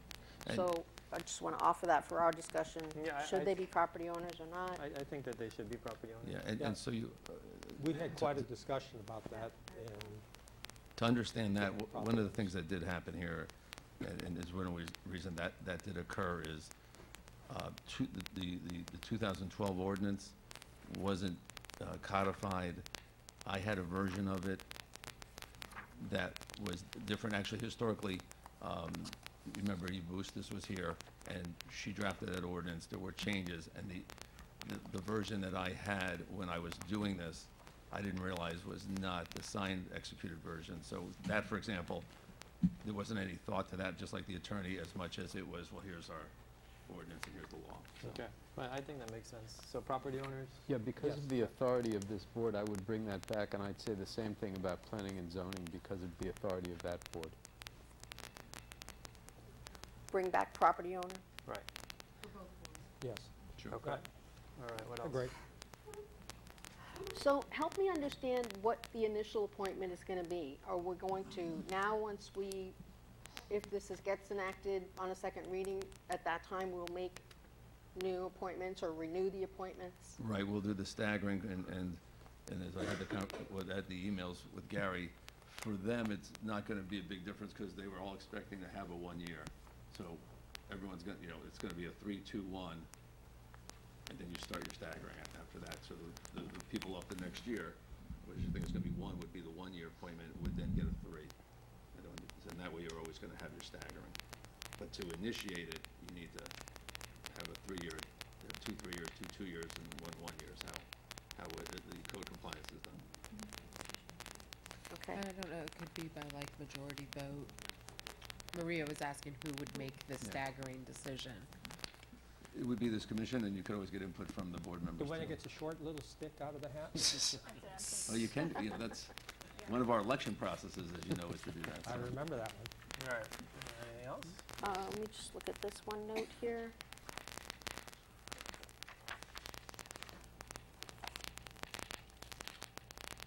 Oh, there was another part where on the recommendation of the board in 2012, we changed a word, notice, to publish, and now it was changed back to published. And, I mean, likely because you were following 162. But for some reason, the board felt strongly about, and we're talking what was section 15.1.13.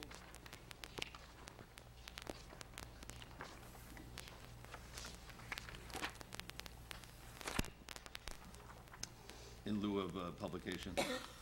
Right. Back then, the board wanted it to say in lieu of notice.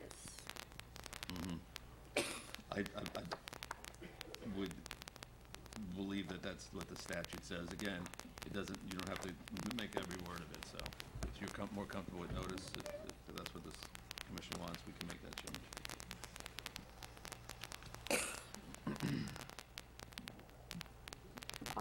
Are we going to, I don't know how the commission feels, should we follow what the board told us to follow back in 2012, or go with language as it's like the boilerplate language of the statute?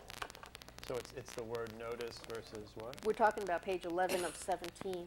Notice versus publication? Right. I don't see any problem just following what the board suggested. It's just, it's the same thing. Is there any legal difference, Commissioner Watts? Well, the actual, if the description was actually publishing in a newspaper, I would tell you I'd want publication, but the description's more of a posting in a certified mail, so. So we're gonna follow the law on those notices. Sometimes publication costs, you know. It connotates that you're going to publish it in the newspaper. And there's an expense, and maybe just effective notice is. Yeah, all right, that makes sense. I'm okay with notice. And there's two of those on that page, and I'll do a search for them, but. Yeah. Okay. That's it. That's all I got. That's it? All right, so we have a motion, Commissioner Anderson, second, with all the incorporated changes. With the agreed to amendments. Including the changes that we discussed from Gary? Correct. You're going to come, okay. We're gonna discuss a couple of them, and we'll know how Right, to but look. there's some language. Yeah. Okay. All right. Roll call? Thank you. Commissioner Anderson? Yes. Vice Mayor Jonas? Yes. Commissioner Ross? Yes. Commissioner Watts? And Mayor Coviello. Yes. Motion carries 5-0. All right, let's move on to 11A, Chapter 5, Proposed Code Changes.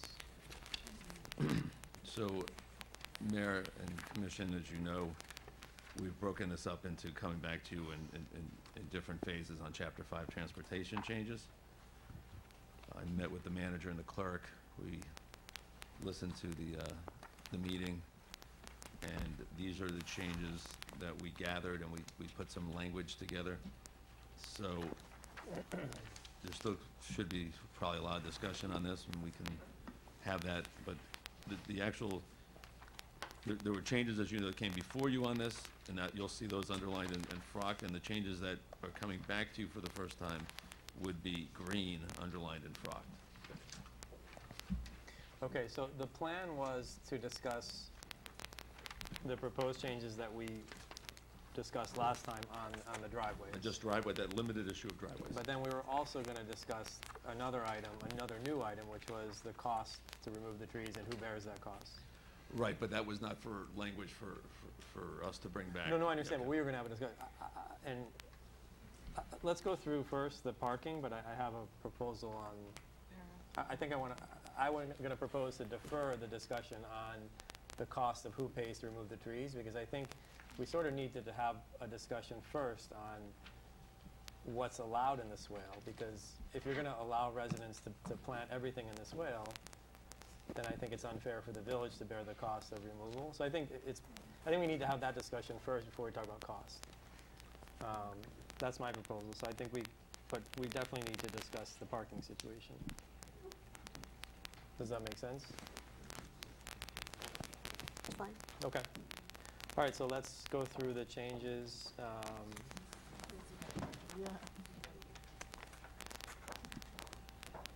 So the first change is that we're requiring properties that don't have an approved driveway surface to install one within 2 years from the enactment of this ordinance. Right, we actually, the request was to extend the compliance date up to 2 years. Right, and approved driveway surface is not necessarily a paved driveway, but it could be gravel under certain types of gravel, correct? Correct. Right. Okay. And it has a completed it has, within those 2 years, has to have a completed driveway installed and permitted. Correct. Right, that was the Right. request. Have teeth in it. Okay, and sort of pulling from that, if the driveway was permitted during the last 5 years prior to the enactment, and it's non-conforming as to the surface material, then that may remain for a period of 10 years. Right, so the difference being there, you actually had an approval for this non-conforming. Non-conforming as to the material. Correct. Okay. I think those are the main issues. The other two are relatively minor, right? Removing the reference to multifamily properties, and then the border, the width of the border. Right, and I think I put here somewhere, I know, the confirmation of the variance is for any provision of the code, so. Okay. Someone wanted to know whether people could still seek variances, and the Mayor? answer would be yes. I have one question which I brought up before. We have the chart here that says how many parking spaces depends upon the type of units. And I was told, I believe at the last meeting when we discussed that, that was only for new construction, where they're required to have X amount of parking spaces for a one family, I mean, a one bedroom, two bedroom, et cetera. Correct. I mean, but I don't see anything worded in here to reference that this only applies to new construction. I know it has a reference in here saying you have to be parking on an approved parking surface, and which I concur with. But I don't concur that if that particular dwelling has enough approved parking surfaces for the vehicles they have, but it's less than what what the requirement is in this chart. Now, I understand if they make major changes, it's got to be brought up to the existing code. Right, so if they're, what you're saying is that if they're required to install a new driveway, that may trigger the non-conforming sections of the code, which may trigger them to then bring the whole thing up to code, That would including be the number of required spaces. that 5.6.6. 5 point, which one? It's 5.6.6. 6.6. Remember, that's not new language, 5.6.3 to our codes. And so 5.6.6, which is also not new language, talks about at the time, if you didn't have the space at the time of the adoption, it may be lawfully continued. So we didn't change that. You're right, I missed that Okay. part. You're right, And that was covers new it. language, yeah, so that's, That covers it.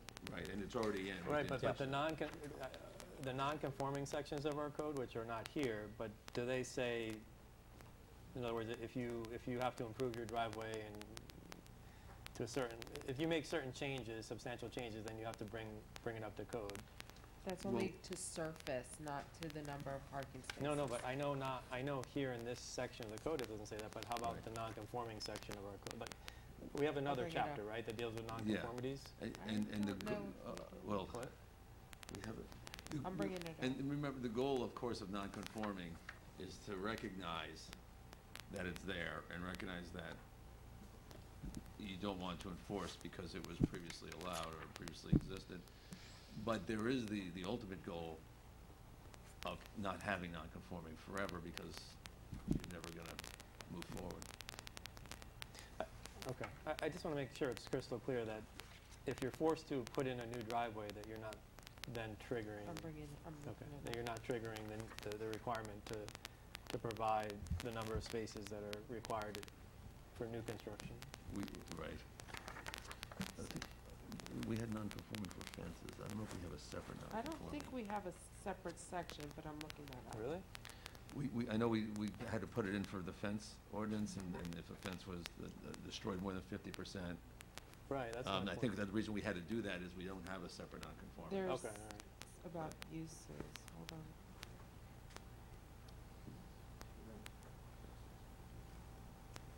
All right, well, while you're looking at that, other comments on 3.4. the changes? Yeah. I wanted to make sure that we address the issues that Harvey spoke of at public comment. And It's only about uses, chicken houses, amusement parks, snake houses. something about upgrades not being allowed. Say it again, I'm sorry? About upgrades not being allowed.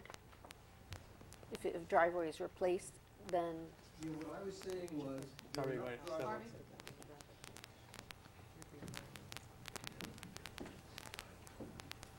We have quite a few driveways in the village, that the driveway actually leads to the back of the property where the garage is. Those driveways normally go along the edge of the property line. Mhm. If we require them to move the driveway 30 inches from the property line, they now have a driveway that can no longer be used. But who, where, does it say that they have to, Yes. where does it say that? It says if they put in a new driveway, they must meet all the new conforming, let me think. Oh, if they put in a new driveway. Yeah, but it doesn't make any difference if it's a new driveway or not. It's still going along the side of the house to the back. but that garage is gonna have the side setback anyway. It's gonna be, But you can't get to the, yeah, but it does. The driveway is, let's say, 8 feet wide or 7 feet wide. It goes to the back, they turn around, there's a garage there. If you take 30 inches off of that driveway, it's now not long, it's not wide enough to drive a car. So, but the driveway now is not an improved driveway surface, is that what you're saying? No, it isn't. It's an improved driveway surface, and it was approved because when the house was built, that's where you were allowed to put your driveway.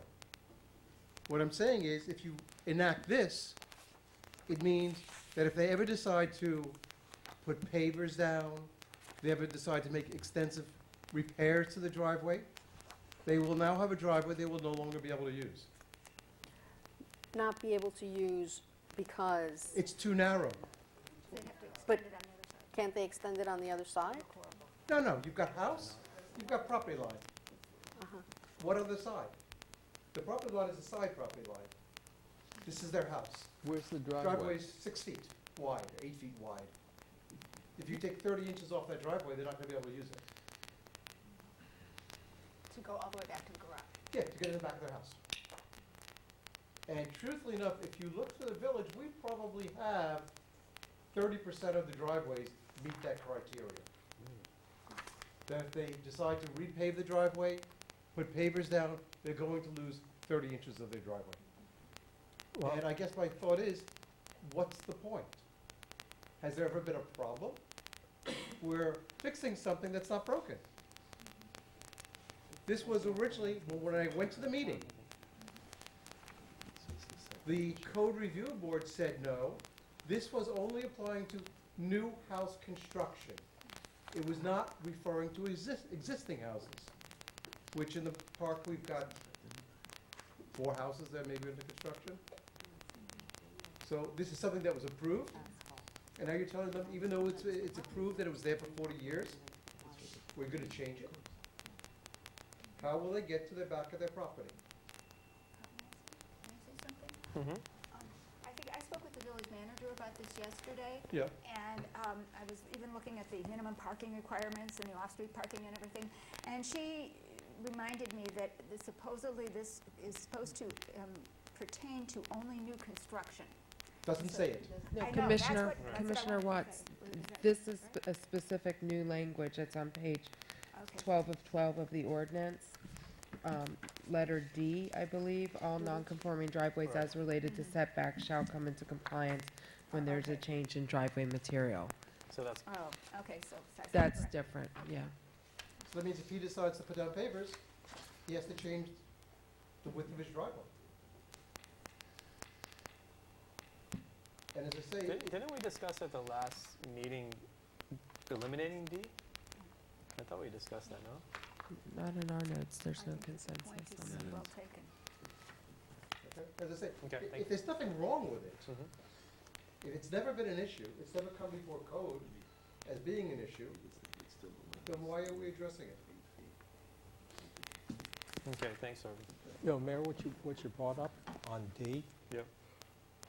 yeah, I think it would solve it if that wasn't there, because it says all none. But how can we have it that if somebody's building a brand-new house or putting in a brand-new driveway, I don't mean over in an existing one that had nothing, where then that would trigger that 30 inches. But if you have an existing driveway,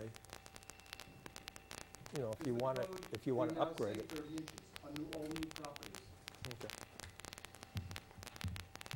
Or if you had no driveway. All right, so we don't need, Mr. City, so Mr. City Attorney, I mean, we don't need to draft the language, but the intent, the agreement, I think, is that that setback or distance from the side only applies to new driveways, not driveways that are Being prefer- resurfaced. Right, so, Well, just like what was brought up, that person happens to have a concrete driveway, and over a period of time, it deteriorated, it's all cracked and broken. Mm-hmm. They want to rip it out and go ahead and put pavers in. Would that be considered a new driveway in the exact same location? I mean, this is the standard case of non-conforming, right? Right. We have to have some threshold, so if replacing the driveway costs more than 50%, I think is what typically is used. But as I understand it, what is being said is even if you're putting in a new driveway, there's nowhere for it to go except the same place it was. Right, And that's so what I'm you hearing. can't meet it. Yeah. And I don't know how many you know, 30% is a huge amount. If that's what the case is, then you do need to address it. If there's two of them, then maybe it's a variance issue and we allow for them. I don't know what that number is. 30% of the driveways are Gary. going to the backyard. Yeah, 30% of the driveways are on the property line. Guys, I think it's probably a The variance. whole idea here is to create a buffer between the driveway and the adjacent property. I mean, I don't want to see somebody's driveway right on my property line, whether it be grass or shrubs.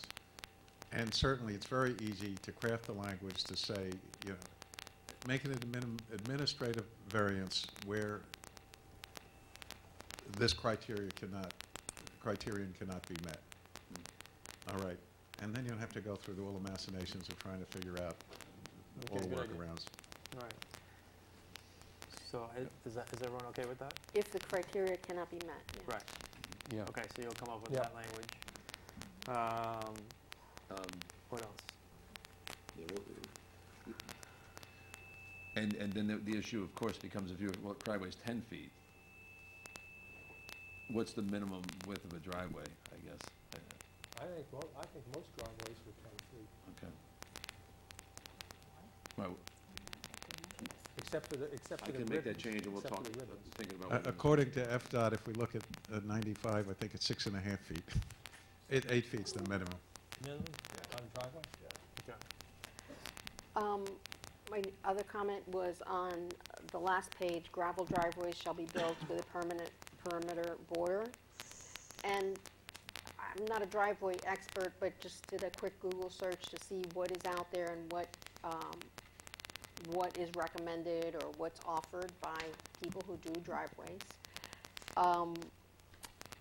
This paragraph, and I think it's something that Harvey mentioned also, that it requires a minimum of 4 inches deep and the width of a border of 16 inches.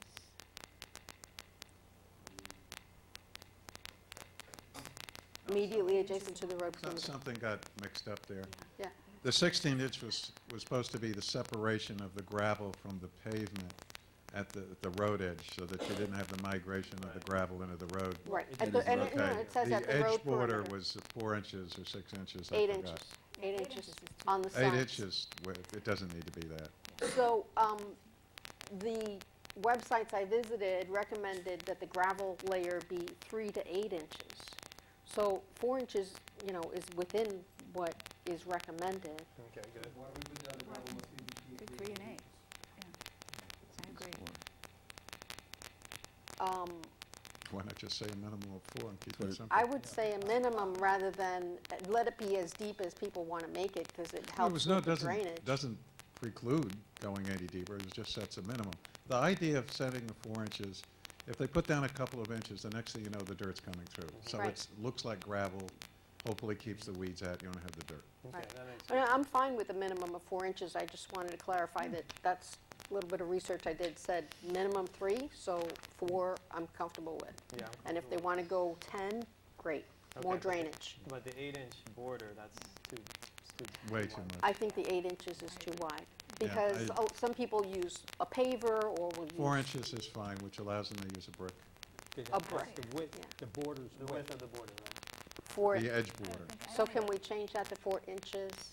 I'd be interested in making it smaller. I mean, I went by one house that the village manager suggested I look at yesterday, and that border is just, you know, just a couple of inches, and it looks fine. Maybe. Yeah, but it's not 4 inches. I mean, it's not so much the width of it as the height of it, so that. Yeah. it maintains the- Actually, you can also put steel ribbon in too, which would be acceptable. But our real So concern just say is. a hard, a permanent Yeah. border to retain the gravel from migrating. That gives them complete freedom. Right. I think that our concern is more for the gravel not to roll off into the roadway, so we want to be, Well, that- really also careful onto with the that. lawn. And also just so you don't have it floating all over the yard. Well, yeah, but That's where the 16-inch abutting the road is to Right. go ahead, you don't have gravel right onto the edge of the road that's flowing into the road. All right, so it's 16 inches from the road to keep the gravel from going on the road. We're fine with that. And then the other one, the language you suggested I like, is not have a width, but just a suitable border to contain the material or something like that. But then I'd also request that we consider having just a variance on that for people who already have gravel driveways that work perfectly well.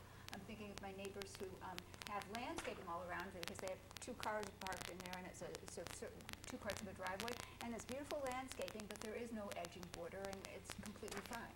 But if that was permitted, in here, it says that they, in the last 5 years, if they had a permit to do it, they can keep it for 10 years. Yeah, but I think that it looks absolutely fine. They had a permit, they did it legally. This 10-year thing, I think, is unfair to many people who followed all of the rules and did a proper driveway according to our rules. You know, you also have got to look at this as it's a matter of an enforcement. And what this does is sets a standards for the village, where somebody really has a mess. You go in and say, look, we can't accept this. And I agree with you. I have friends that have properties that are not going to put a border, don't want the border, wouldn't suggest you do it. So you don't do anything about it. Yeah. It's not as if you're going to go out there and chase it. We're not, it's really just, look at it as setting a standard, because this is a village where we've had virtually no code enforcement for many, many years, and we're finally getting into that process, and we're just not going to, we're trying to move forward. We're not going to be able to chase down every single thing in the village and write exceptions for things that have been, for everything that's been there for I know. years. Right, what I They'll- suggest they'll there is that they're determine gonna enforce that code, but that may be a perfect case for a variance too, so. Yeah. In 10 years, I mean, you got a gravel driveway. In 10 years, chances are you're going to be putting more gravel on there. So, Exactly. at that point, you may want to think about, since it's been spread all over my front yard, I need to maybe put some barrier. Right, right. 10 years is quite a while.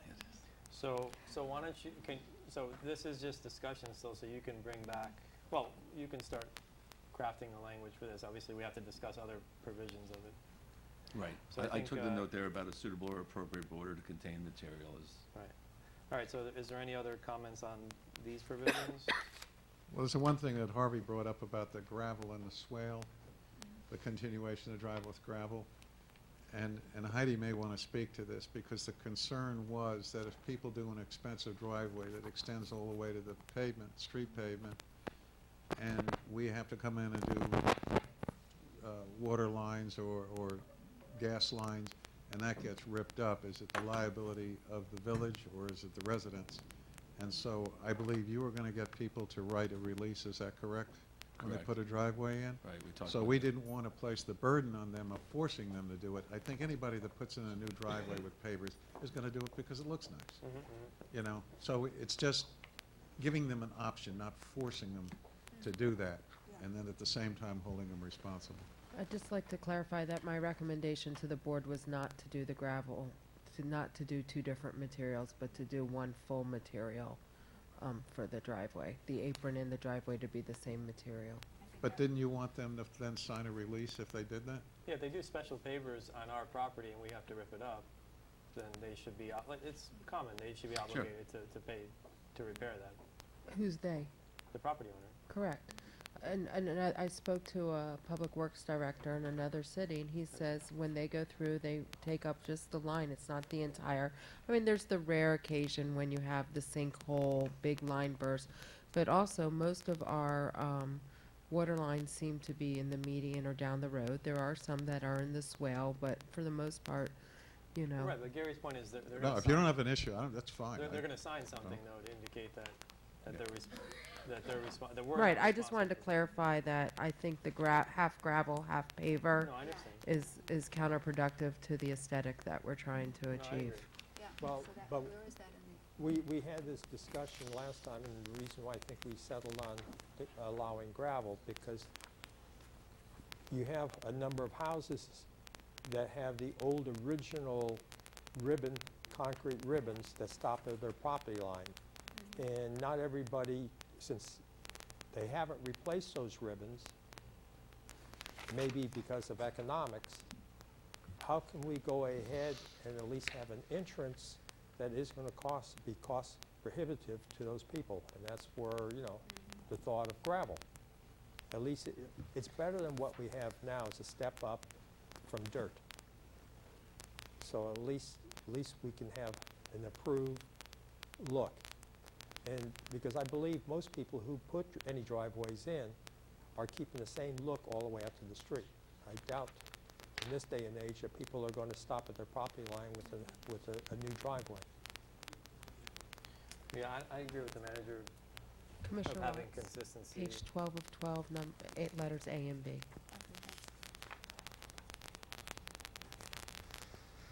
What did you say? Commissioner Watts wanted to see where the distinction was between the driveway and the apron. Page 12 of 12, A and B. Yeah. Because I meant to properly read that.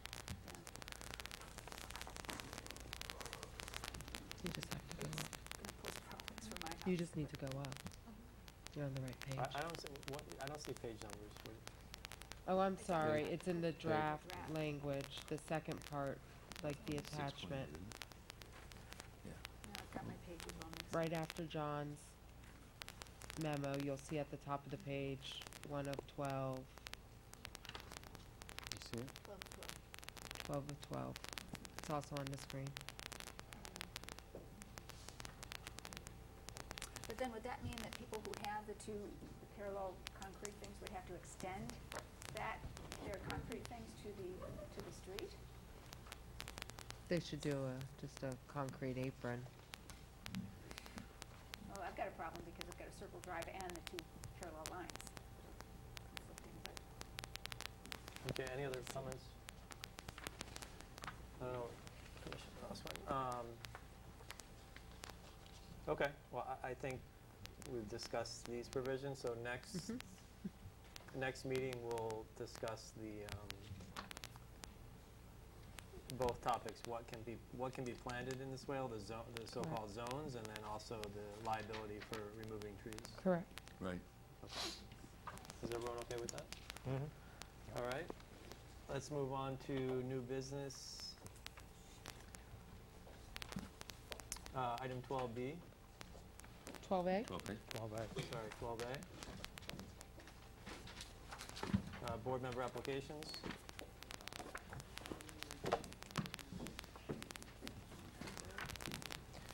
All right, Madam Manager. Mayor, these are just two applications that came in, after the March meeting. We have the Public Art Advisory Board that is now down to 2 members. One of the members has moved out of the village, Ms. Fassier, Veronica Fassier. So this will fill the 3rd position. And then on the Ecology Board, we have 4 members. And Mr. Plisk, who is currently on the board, just got his application in late. I make a motion to go ahead and approve both of these 2 new board members. Second. All right, motion by Commissioner Anderson, second by Commissioner Jonas. Just a question. Do you think it's necessary for those who want to stay on the board every year to have to fill out that application since it's already on file with the village clerk? You could just indicate to the village clerk in an email that they want to just continue on. Yeah, I mean, I feel that strongly either way. Well, the only thing is, commission changes every 2 years, and the new Yeah, commissioners will want to know the background of the person, and they won't have the information. It's not that big of a burden. I mean, it's a one page. Okay. All right, so that was approved 5-0. All right, item 12B, discussion of the basketball courts and possible alternative uses. So, Madam Manager, why don't you? So at the last commission meeting, we were asked to give a report regarding the use of the basketball courts and the possible conversion of these courts into another use such as tennis courts. So we've used this opportunity to update the commission on just some general information that we have and some thoughts and master planning thoughts that we have regarding the recreation center. We have been conducting a random survey of park users over the last 3 months, asking them what they are here for, what they would like to see, their age, and their residence. Our intention is to do a formal park survey. We just have not had the time to craft those questions and go into the actual software needed for some kind of survey of residents of how they want to use the park, but we have not gotten there yet. The results of the survey really spoke about 4 areas, and that included lighting in the park, rubberized flooring in the playground areas, and 3 areas, and outside exercise equipment. So I'll talk about those as well. Regarding the basketball courts, the village currently has a full basketball court, and it's used daily by residents and visitors of the park. On the afternoons and weekends, staff monitor the courts and enforce a 20-minute rule to cycle people in and out of the courts. I can tell from my own experience. Recently, I saw some people waiting to use the court, and I saw an empty hoop at the other end of the court, and I asked them why they weren't playing. And it was some young kids from the village, and they said they were waiting to use this specific hoop because they thought it was better and that their balls didn't bounce off of it because it was a single hoop and not a double hoop. And I was educated very well on the difference between the hoops between the kids. But the interesting part was that it seems to, with our staff regulating the 20-minute rule, that our players have started also to kind of self-regulate, because the players were clear to point out to me that they had no problem with the kids playing. They had 5 minutes left, and they just wanted to finish up their game. And they got a little defensive, and I was clear to them that it was okay, go ahead and finish your game. But they're aware of the 20-minute rule, especially when there's people waiting. Of course, if there's nobody waiting, we allow people to continue to play. But that's what's been going on in the park. We've reached out to 2 companies so far to receive quotes. Of course, we're not committed to doing anything, but we wanted to get a clear understanding of what it would be like to convert the court. One quote we had at the time of writing this memo, and another quote actually came in yesterday, although we reached out to them a couple months ago. The estimate we received previous to writing this report was $12,000 to convert the basketball court. The quote we received yesterday was $25,000. So I'm not clear if these are apples to apples quotes, but you can see there's a range. Let's say we can settle on about $20,000 to convert the courts into tennis courts. Should the basketball courts remain, a new fence should be considered for the course. That is one of our for the court. That is one of our recommendations. If it was to convert into a tennis court, you would need a much higher fence. So that's also something to be considered. Regarding our children's play area, our tot lot is very popular, especially on the weekdays between 9 and 11 a.m. and 5 and 7 p.m. Park Manager Bartley routinely converses with parents and nannies during those times to solicit feedback. And the consistent feedback that we always hear is about rubberized flooring. And we hear from the parents that their friends for play dates often prefer to go to the Miami Shores tot lot or the Keystone tot lot because they have the rubberized flooring there. And there's this perception and perhaps a reality that it's more sanitary for the little kids to be on the rubberized flooring as opposed in our mulch. We've also heard some feedback about a sun cover for the larger children's playground. We often hear about outdoor lighting, and it's also a desire, I think, of the commission as well as staff. We've heard suggestions from park users about lighting on the playgrounds. We're quick to point out that our park closes at dark, therefore we're not looking to light our playgrounds for nighttime use. However, we do think there needs to be better lighting on the building as well as perhaps around the perimeter of the park. We're looking at some lighting options for on the building right now, and we hope to bring a quote forward to the foundation, and perhaps that will be a partnership between the foundation and the village. And finally, something that we would like to propose, I know it's been talked about in the village, but we really dug deep into this issue, and it really talks to transforming the park and really taking the park in a different direction, and that's an outdoor exercise area. We often see individuals walking around the perimeter of the park.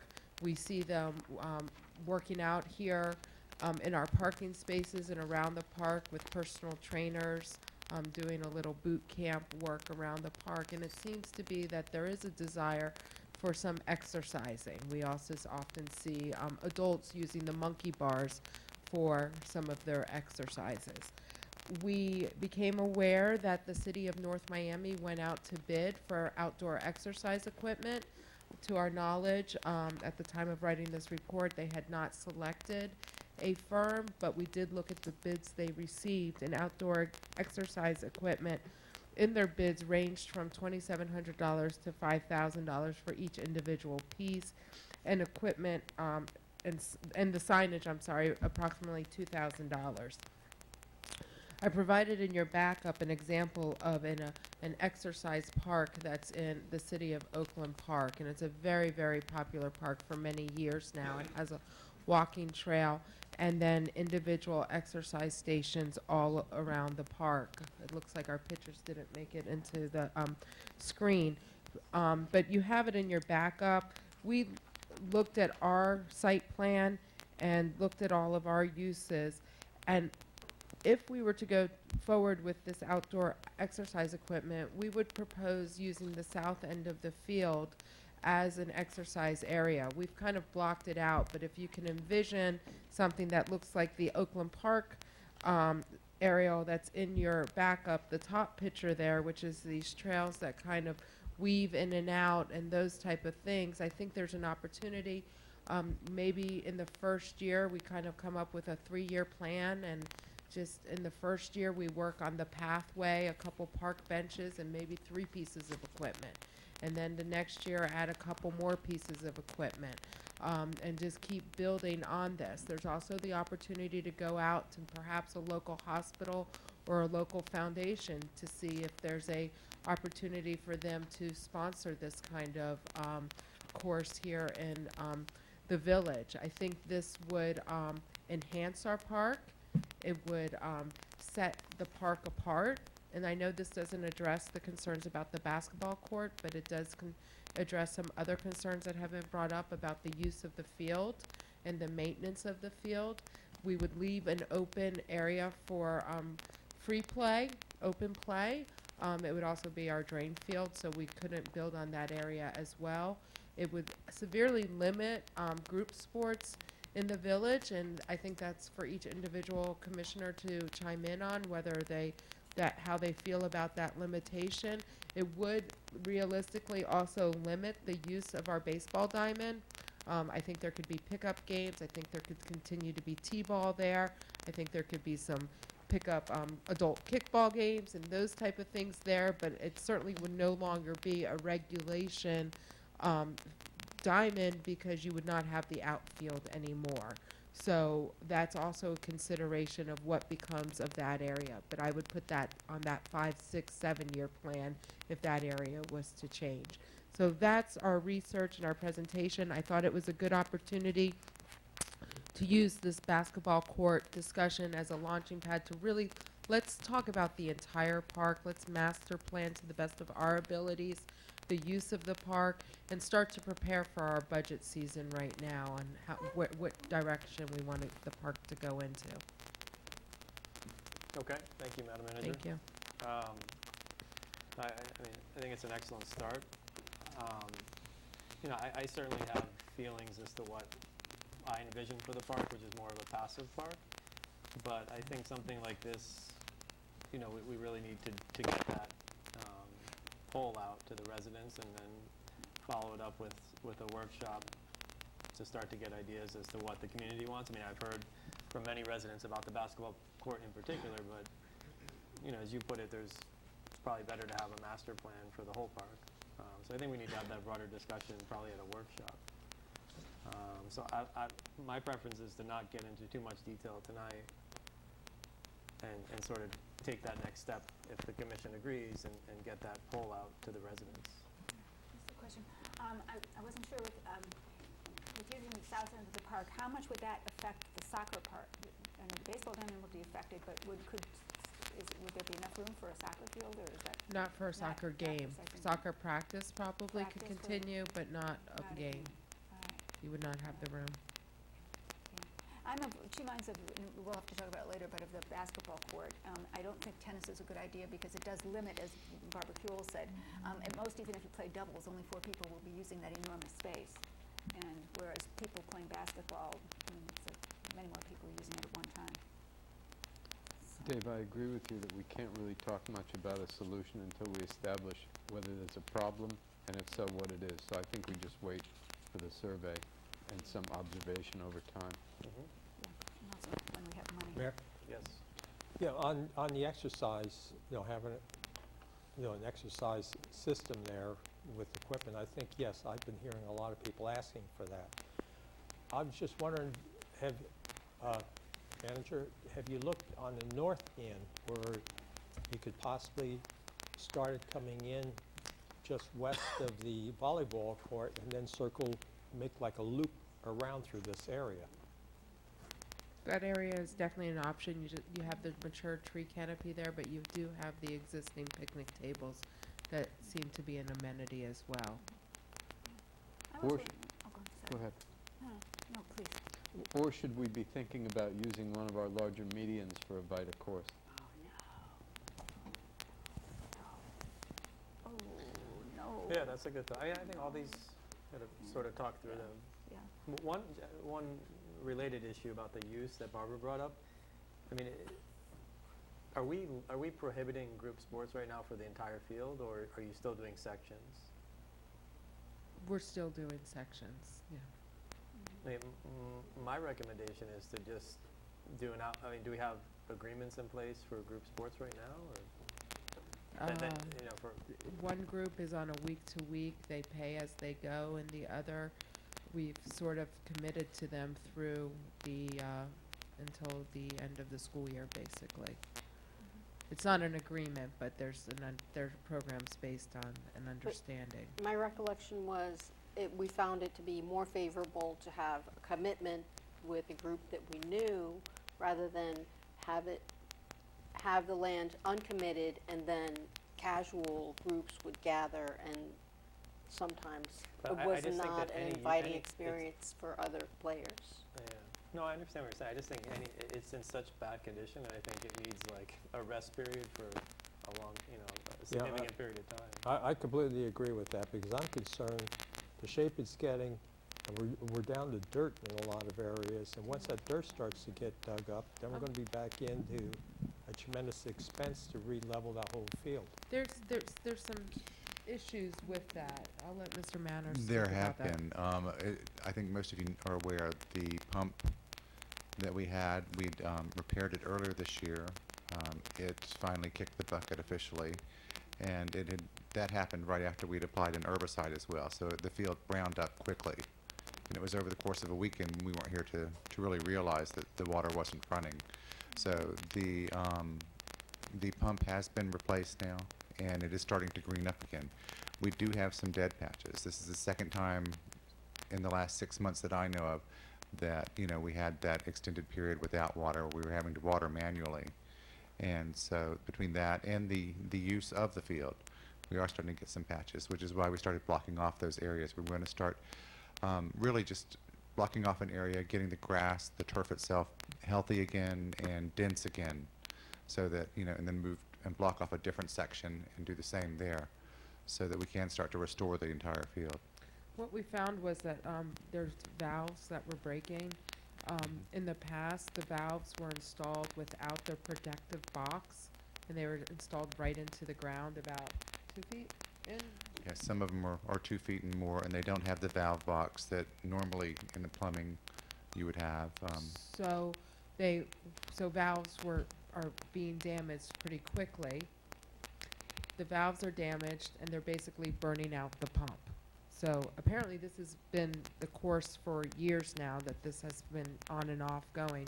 So what we've instituted now is that 3 days a week, because our sprinklers run at night, 3 days a week, our public works staff are now required to come in and run a check to make sure everything's working and turn it off, so we can avoid these issues of the pump going out and the damage that it's doing to the grass.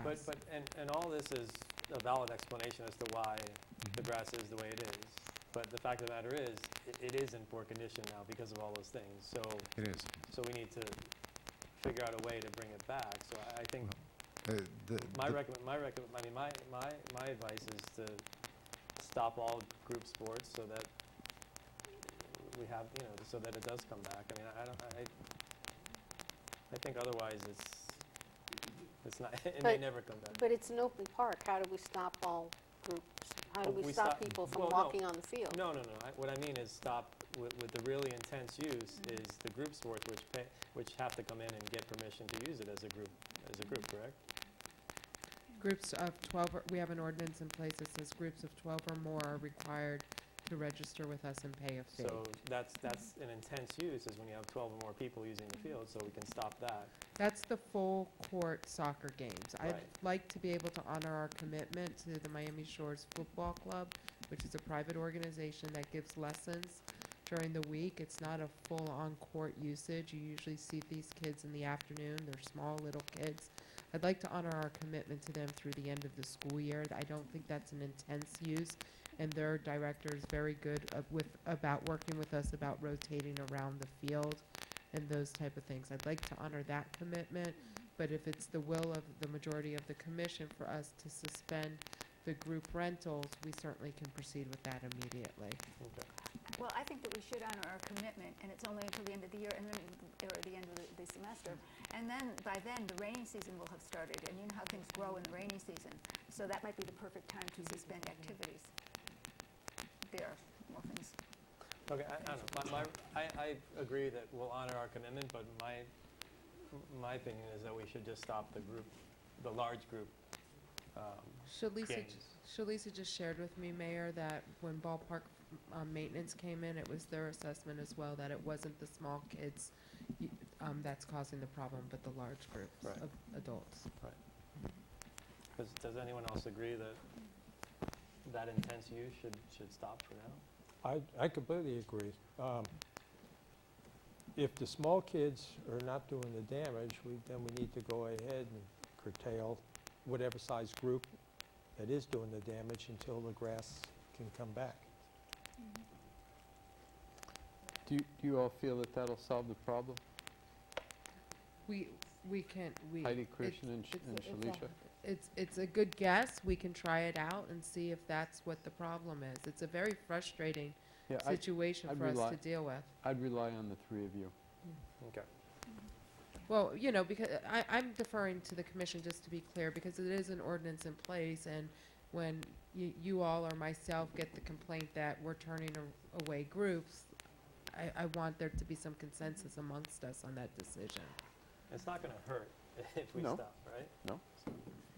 Yeah, I just want to make sure that we're like actually able to accomplish that, because we're going into summer, there are longer hours, there will be people out in the field when staff is not here.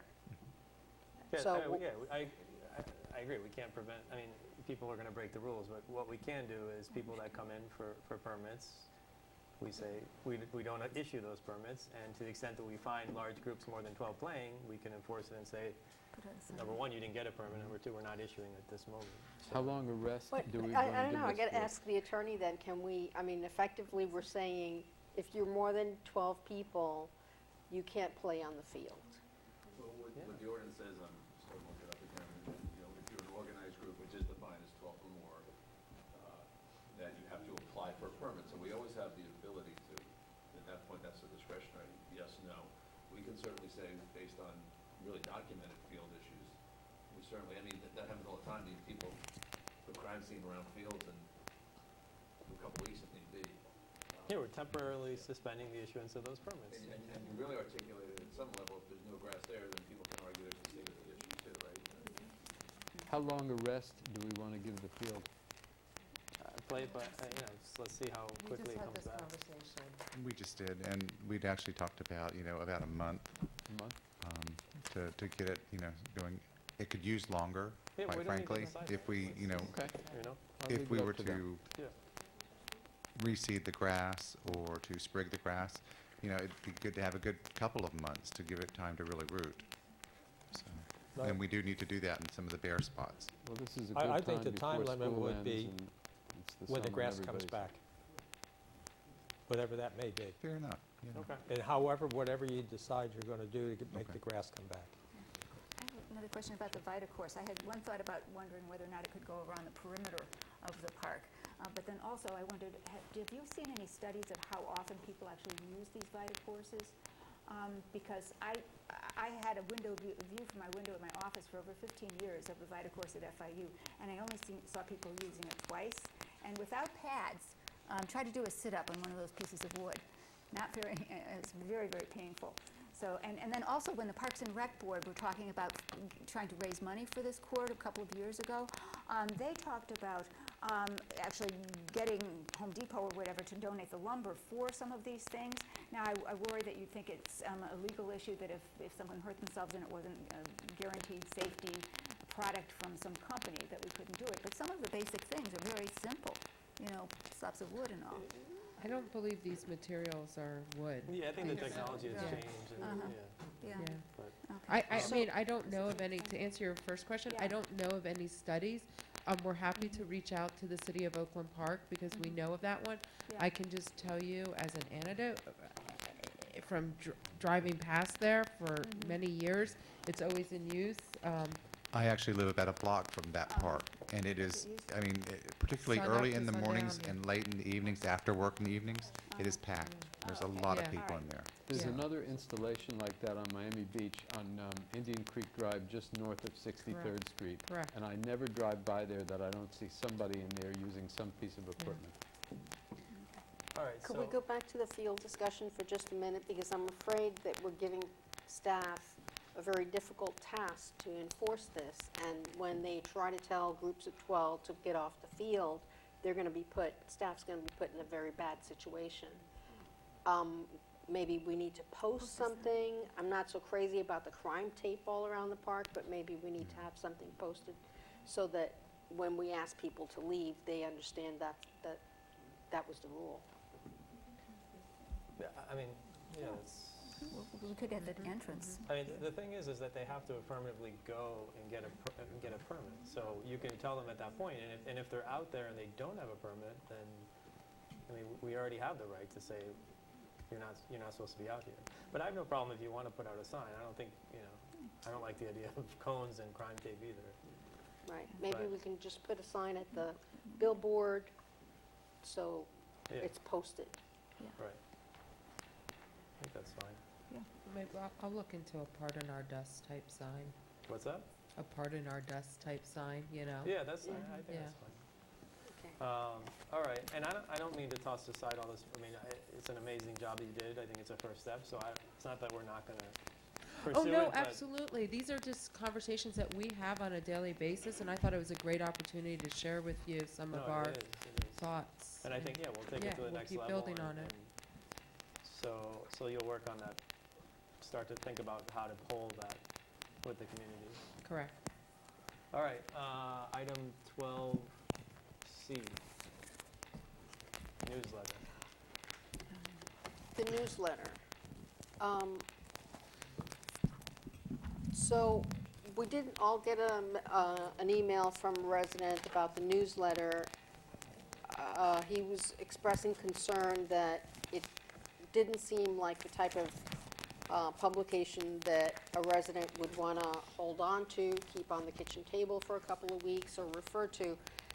This resident didn't think that there was much information that was useful for him in the village. And I went back and looked at other newsletters.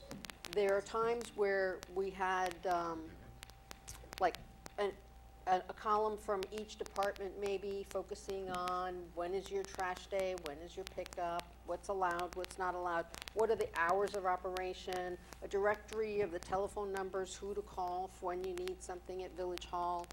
I'd like to see us put more of that stuff in the newsletter, but then we're faced with the challenge of space limitation because more than half of the pages are taken up by commissioner comments or commissioner columns. So, I don't know, I thought we should have the discussion to see what a better product. Tonight, someone suggested having an e-newsletter, which, you know, that's the way more cities are going. And also, I'd like us to consider an outsource that it would be budget neutral for us. In other words, the person who takes on this task, they're going to be the person that solicits the advertisement enough so that they cover the expense of the newsletter and whatever it is their fee would be to put it together. In proposing an outsource, I really didn't contemplate the village having to pay someone to produce it. I thought that it would be sustainable by itself with the advertising. I mean, the egret, the egret from Miami Shores Chamber, I think it makes, and I don't have the information with me, but I think it makes a substantial amount of money. Particularly when they change the format from like a newspaper, I think, to the actual glossy magazine. But I think it's probably I want to say that it exceeds the revenue from their fee, from their membership fees. It does make a lot of money, so I don't. But, Mayor, the difference is, though, figure that's from the business community trying to get their information out for the businesses. So you definitely would always have a good revenue stream from advertising. Right, but does it necessarily mean that those businesses wouldn't want to advertise to Well, Biscayne Park residents? I mean, we've been trying. I mean, I think we need to try other ways of doing it. But I would also like to see us include what was mentioned, that to go ahead and have as electronic, because a big cost is printing and distributing. And if we can go ahead and at least try for 2 newsletters that was brought up to see how, as a test, I think it'd be easier to cover the cost with advertising. However, well, on the one hand, everyone in Biscayne Park gets the egret, so it would be a tough sell to try to convince an advertiser to do both, to put it in both. And then with the email, now we have essentially we have the newsletter online. You can access it on the website, right? I wonder do we know how many people ever access it that way, or look for it? I've done it once when I couldn't find a copy of one of my own columns, but I don't know how many. And also there's the problem that the newsletter goes to every household, and we only have how many, 400 or 50? 400 on our email list. So that's an issue. But I can tell you, over the years, our newsletter definitely goes to every household. You're correct. But how many times have we had residents come in here where 2 weeks before all that information was in the newsletter, and they're sitting here asking us questions. So, you know, even though people are getting a printed copy, I'm not too sure of how many of those people are actually looking at it. And it's a big expense. Yeah, And but that's the reason why I'm advocating to go ahead and at least try for the electronic and see, you know, try it twice for two newsletters and see if people complain they rather have paper or the electronic is fine. The one thing I didn't mention is that since Heidi's been here, I think it's every other month that you put out some kind of a one-page front and back calendar of what's coming up in the next 2 months. And you know, that may be a more effective way of keeping people informed than the quarterly newsletter, which is expensive to produce and doesn't really have the information that people will find useful every day. But we still get into the situation, if it's printed, the cost of distributing it. And that has always been a big problem here. Going way back, we used to mail them out. And then we finally ended up with a newsletter coming out maybe once a year. And then we had Public Works, then we come up with, gee, maybe let's have Public Works go ahead and hand it out, which is what we've been doing for quite some time. But you finally reach a point where that's not even, you know, effective because of the costs that we're losing the manpower from people from Public Works. So we need to figure out a way we can get the stuff out there, but not necessarily have it on paper. If I may, just some clarifications. We only do it 3 times a year. It's not quarterly, it's 3 times a year. The cost to print is $1,200. The cost to stuff it in the plastic is approximately $200, staff time. And the cost to deliver by our Public Works staff, as you mentioned, and losing a whole day of other work is approximately $650. So we're up to about $2,000 for that, okay? Advertisements, in order to cover that cost, I'd probably have to fill up 4 to 5 pages of an 8-page newsletter to cover that entire cost, okay? And the cost would increase if we had more increase the number of papers. Yes. Of course. And that to me, that sort of explains it right there, I think. Now, let me just give you a little flip. I did some homework here. I contacted the printer that Miami-Dade County uses because we can use their same cost. They would be able to produce the entire newsletter, print it, fold it, tab it, put an address label on it for approximately $965, and the cost to mail it would be an additional $500. So that $2,000 cost just got reduced to $1,400, and it would get delivered to every home in the village. So why are we doing that? Yeah. That's what I reached out to that. But Also, as an advertiser, I can say to a potential advertiser, your advertisement or your business will reach 1,200 homes, as opposed to your business will only reach 400 homes if I only do the email, and it's really increasing very small, the email list. So this is something that as a result of Commissioner Ross putting this on the agenda, I did the research. So the actual production of it would still be in-house, but we turn that product over and they mail it, multiply. print it and mail it and deliver it. I like that idea, and I also like the idea about reducing the space that we. Correct, because Right that in itself is already 4 out of the 8 pages. Yeah, I mean, there's no reason So why. if you reduce that, I can put in all those other articles, department articles, and so forth. I can only say that we're doing great things in so many words, you know. And, I know, but and myself, I haven't had put anything in there from me for well over a year because it's been redundant. I've been just offering giving my space to the different boards, so they could go ahead and at least let the public know what they've been doing. And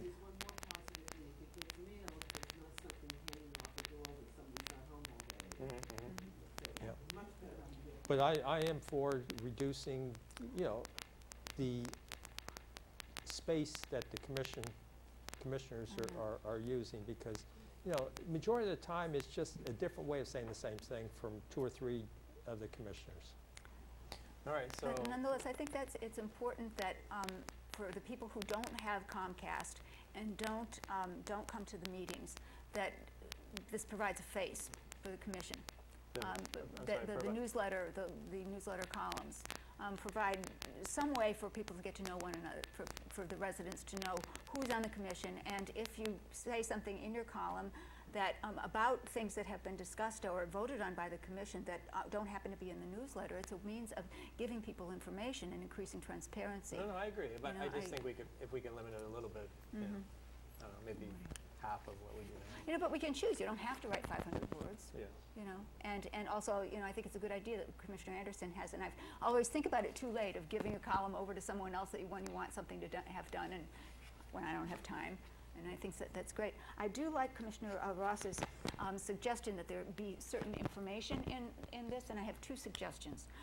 One is that we add just a little section, a small column that just gives the basic votes on the commission of what issues the commission has decided upon, so that someone who wants to know. It doesn't have to be a rhetorical, how many were for or against, but sort of these were the issues we voted or the decisions we made to change the driveways, to do this, to do that, so that someone who's reading the newsletter will just have a sense of what's going on in the village. Because so many of my neighbors, well, you know, just don't know what's going on. But why don't, instead of doing that, why don't we be proactive and say, this is coming, you know, these issues are coming up, or these meetings are coming up.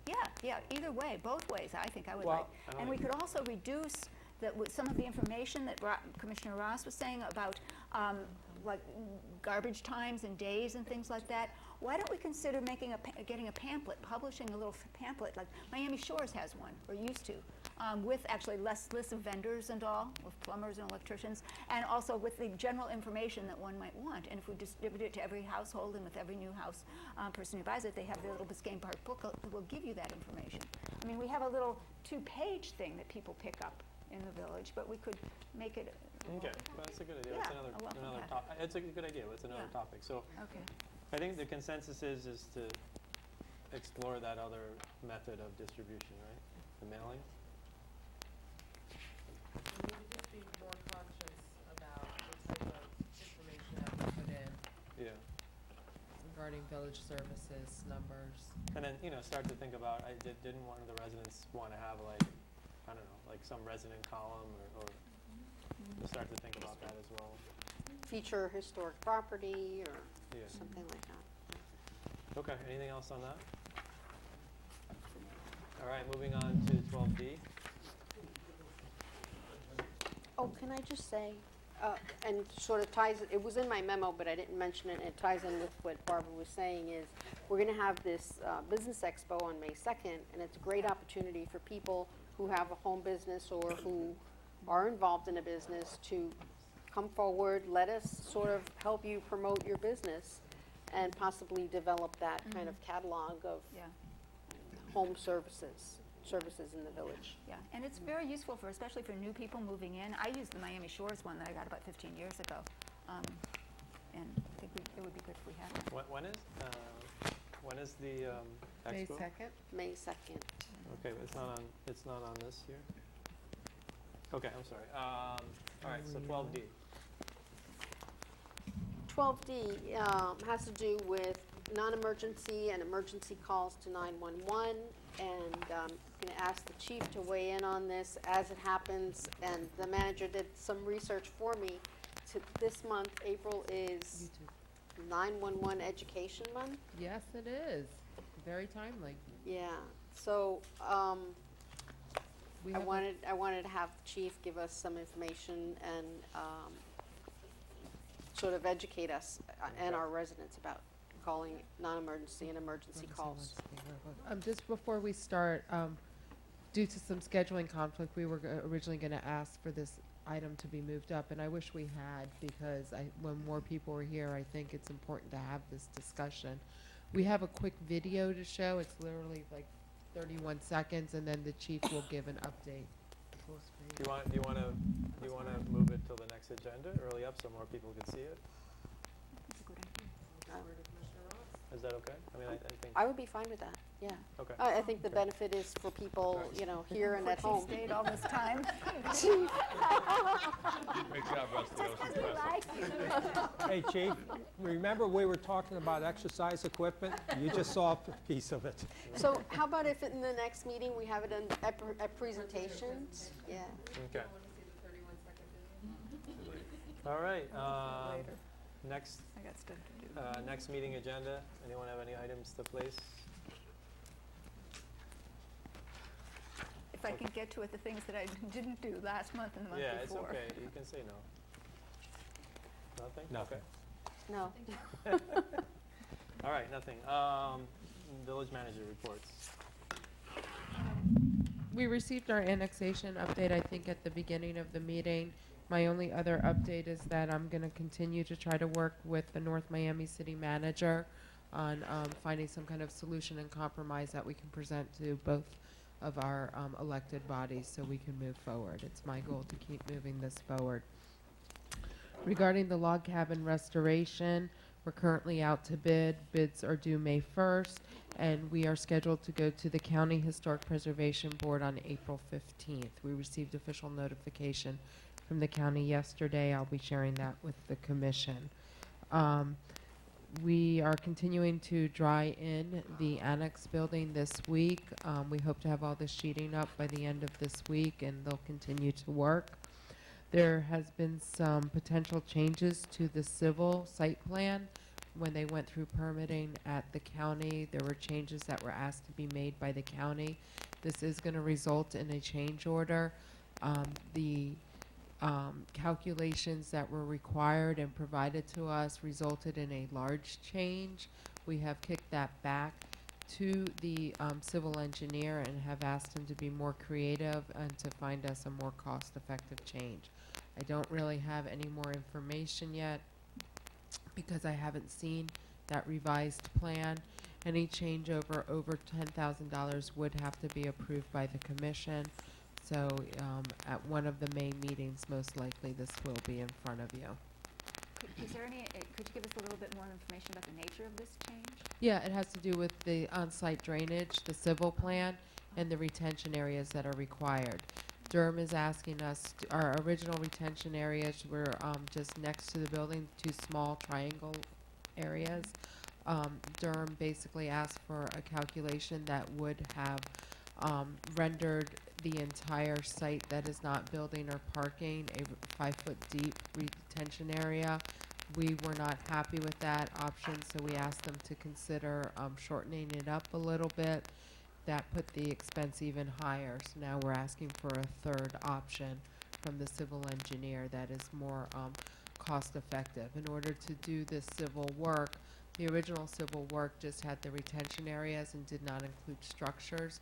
The civil work that's being required now of Durham includes structures, and each structure cost about $10,000. So we've seen plans with 4 structures plus all the site work, and we've seen plans with 6 structures, and we've kicked both of those back.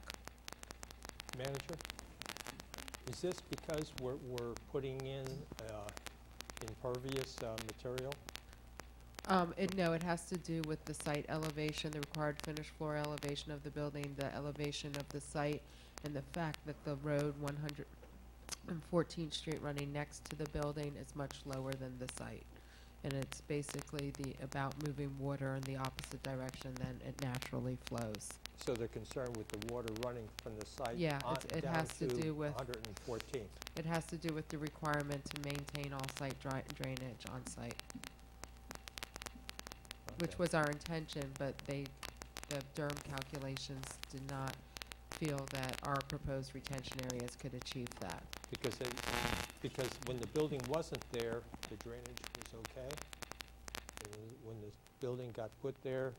I don't know if it was okay. It's that Durham's looking now to see where the water goes. Isn't there a sewer there? Over there by 6th Avenue? Is that a catch drain, or is that an actual sewer that goes out, that's part of the county sewer that actually goes under 6th Avenue I would have helped. to defer to our civil engineer and whether the county would allow us to use that. That was the site of drainage repair not too long ago, maybe 2 years ago. Yeah, I think so. 114. Because I know the water went along on the edge of 114th. It was like a little dip down in there, and it used to drain on down towards 6th Avenue and then down into the drain. Okay. All right, anything else? No, sir. Okay. Just City briefly, Attorney? just very briefly, I am going to see the city attorney of the, of North Miami I expect her to be at the city attorney meeting next week. I'm gonna broach the water subject. I don't recommend that we sit down for a meeting. I'm just gonna, because it's immediately gonna be about the Yeah, annexation, it's not a so, good time. okay. That's all I have then. Okay. Madam Clerk, announcements? No mention of the Patsy? no litigation. Yeah, the Watts case, I'm going to send that out to you. It's litigation that we were previously involved with numerous cities, if you remember, a few years ago, when an FPH female officer pulled over a Miami officer and ended up in his arrest. Subsequently to that arrest, allegations are that several officers throughout South Florida, and if not further, looked up that individual's driver's license. If true, that's a violation of state law, and there's fines associated with it. It did come in. Commissioner Ross had it as well, sent it to us. We sent it to the League of Cities. The League of Cities has assigned it to League Counsel, Johnson and Selmo. Our insurance is such that they pay $1 attorney's fees and $1 liability. It just came in, and I'll send you, after I speak with Bruce Johnson, I'll send you just a little update. That won't be very specific, depending on what the, where we're at in the case. Okay. It's early. I have no idea what you're talking about. This. Okay, but there's an allegation that several years ago, the police department in several cities, where one of those several cities may have erroneously used the FCIC system, which is only used for criminal investigations, to look up an officer from the Florida Highway Patrol who was involved in an arrest of a police officer in Miami. And we were one of those cities that did. It's alleged that we did that. Alleged, right. Yes, correct. Previously dismissed. Right. And so this case has been ongoing. We've been dismissed previously. It's been brought back. And we'll move forward. Yeah. Okay. All right, Madam Clerk? Thank you. Wednesday, April 8th is Public Art Advisory Board at 6 p.m. Wednesday, April 8th, Parks and Parkway Advisory Board at 6 p.m. Saturday, April 11th is the Community Garage Sale from 8 a.m. to 12 p.m. Monday, April 13th is Code Compliance Board at 7 p.m. Monday, April 13th is the Biscayne Park Foundation at 7 p.m. Friday, April 17th is the Volunteer Appreciation Breakfast at 8 a.m. and it's going to be at Village Hall. Saturday, April 18th is the Free Cat Spay and Neuter event from 7:30 a.m. to 12 p.m. I'll be sending out an email blast letting people know that they have to make an appointment and all the details on that. Also on the same day, Saturday, April 18th is Earth Day from 9 a.m. to 11:30 a.m. We'll be doing improvements here to the rec center. Monday, April 20th, the Ecology Board at 6:30 p.m. Monday, April 20th is Planning and Zoning Board at 6:30 p.m. Tuesday, April 28th is the Recreation Advisory Board at 7 p.m.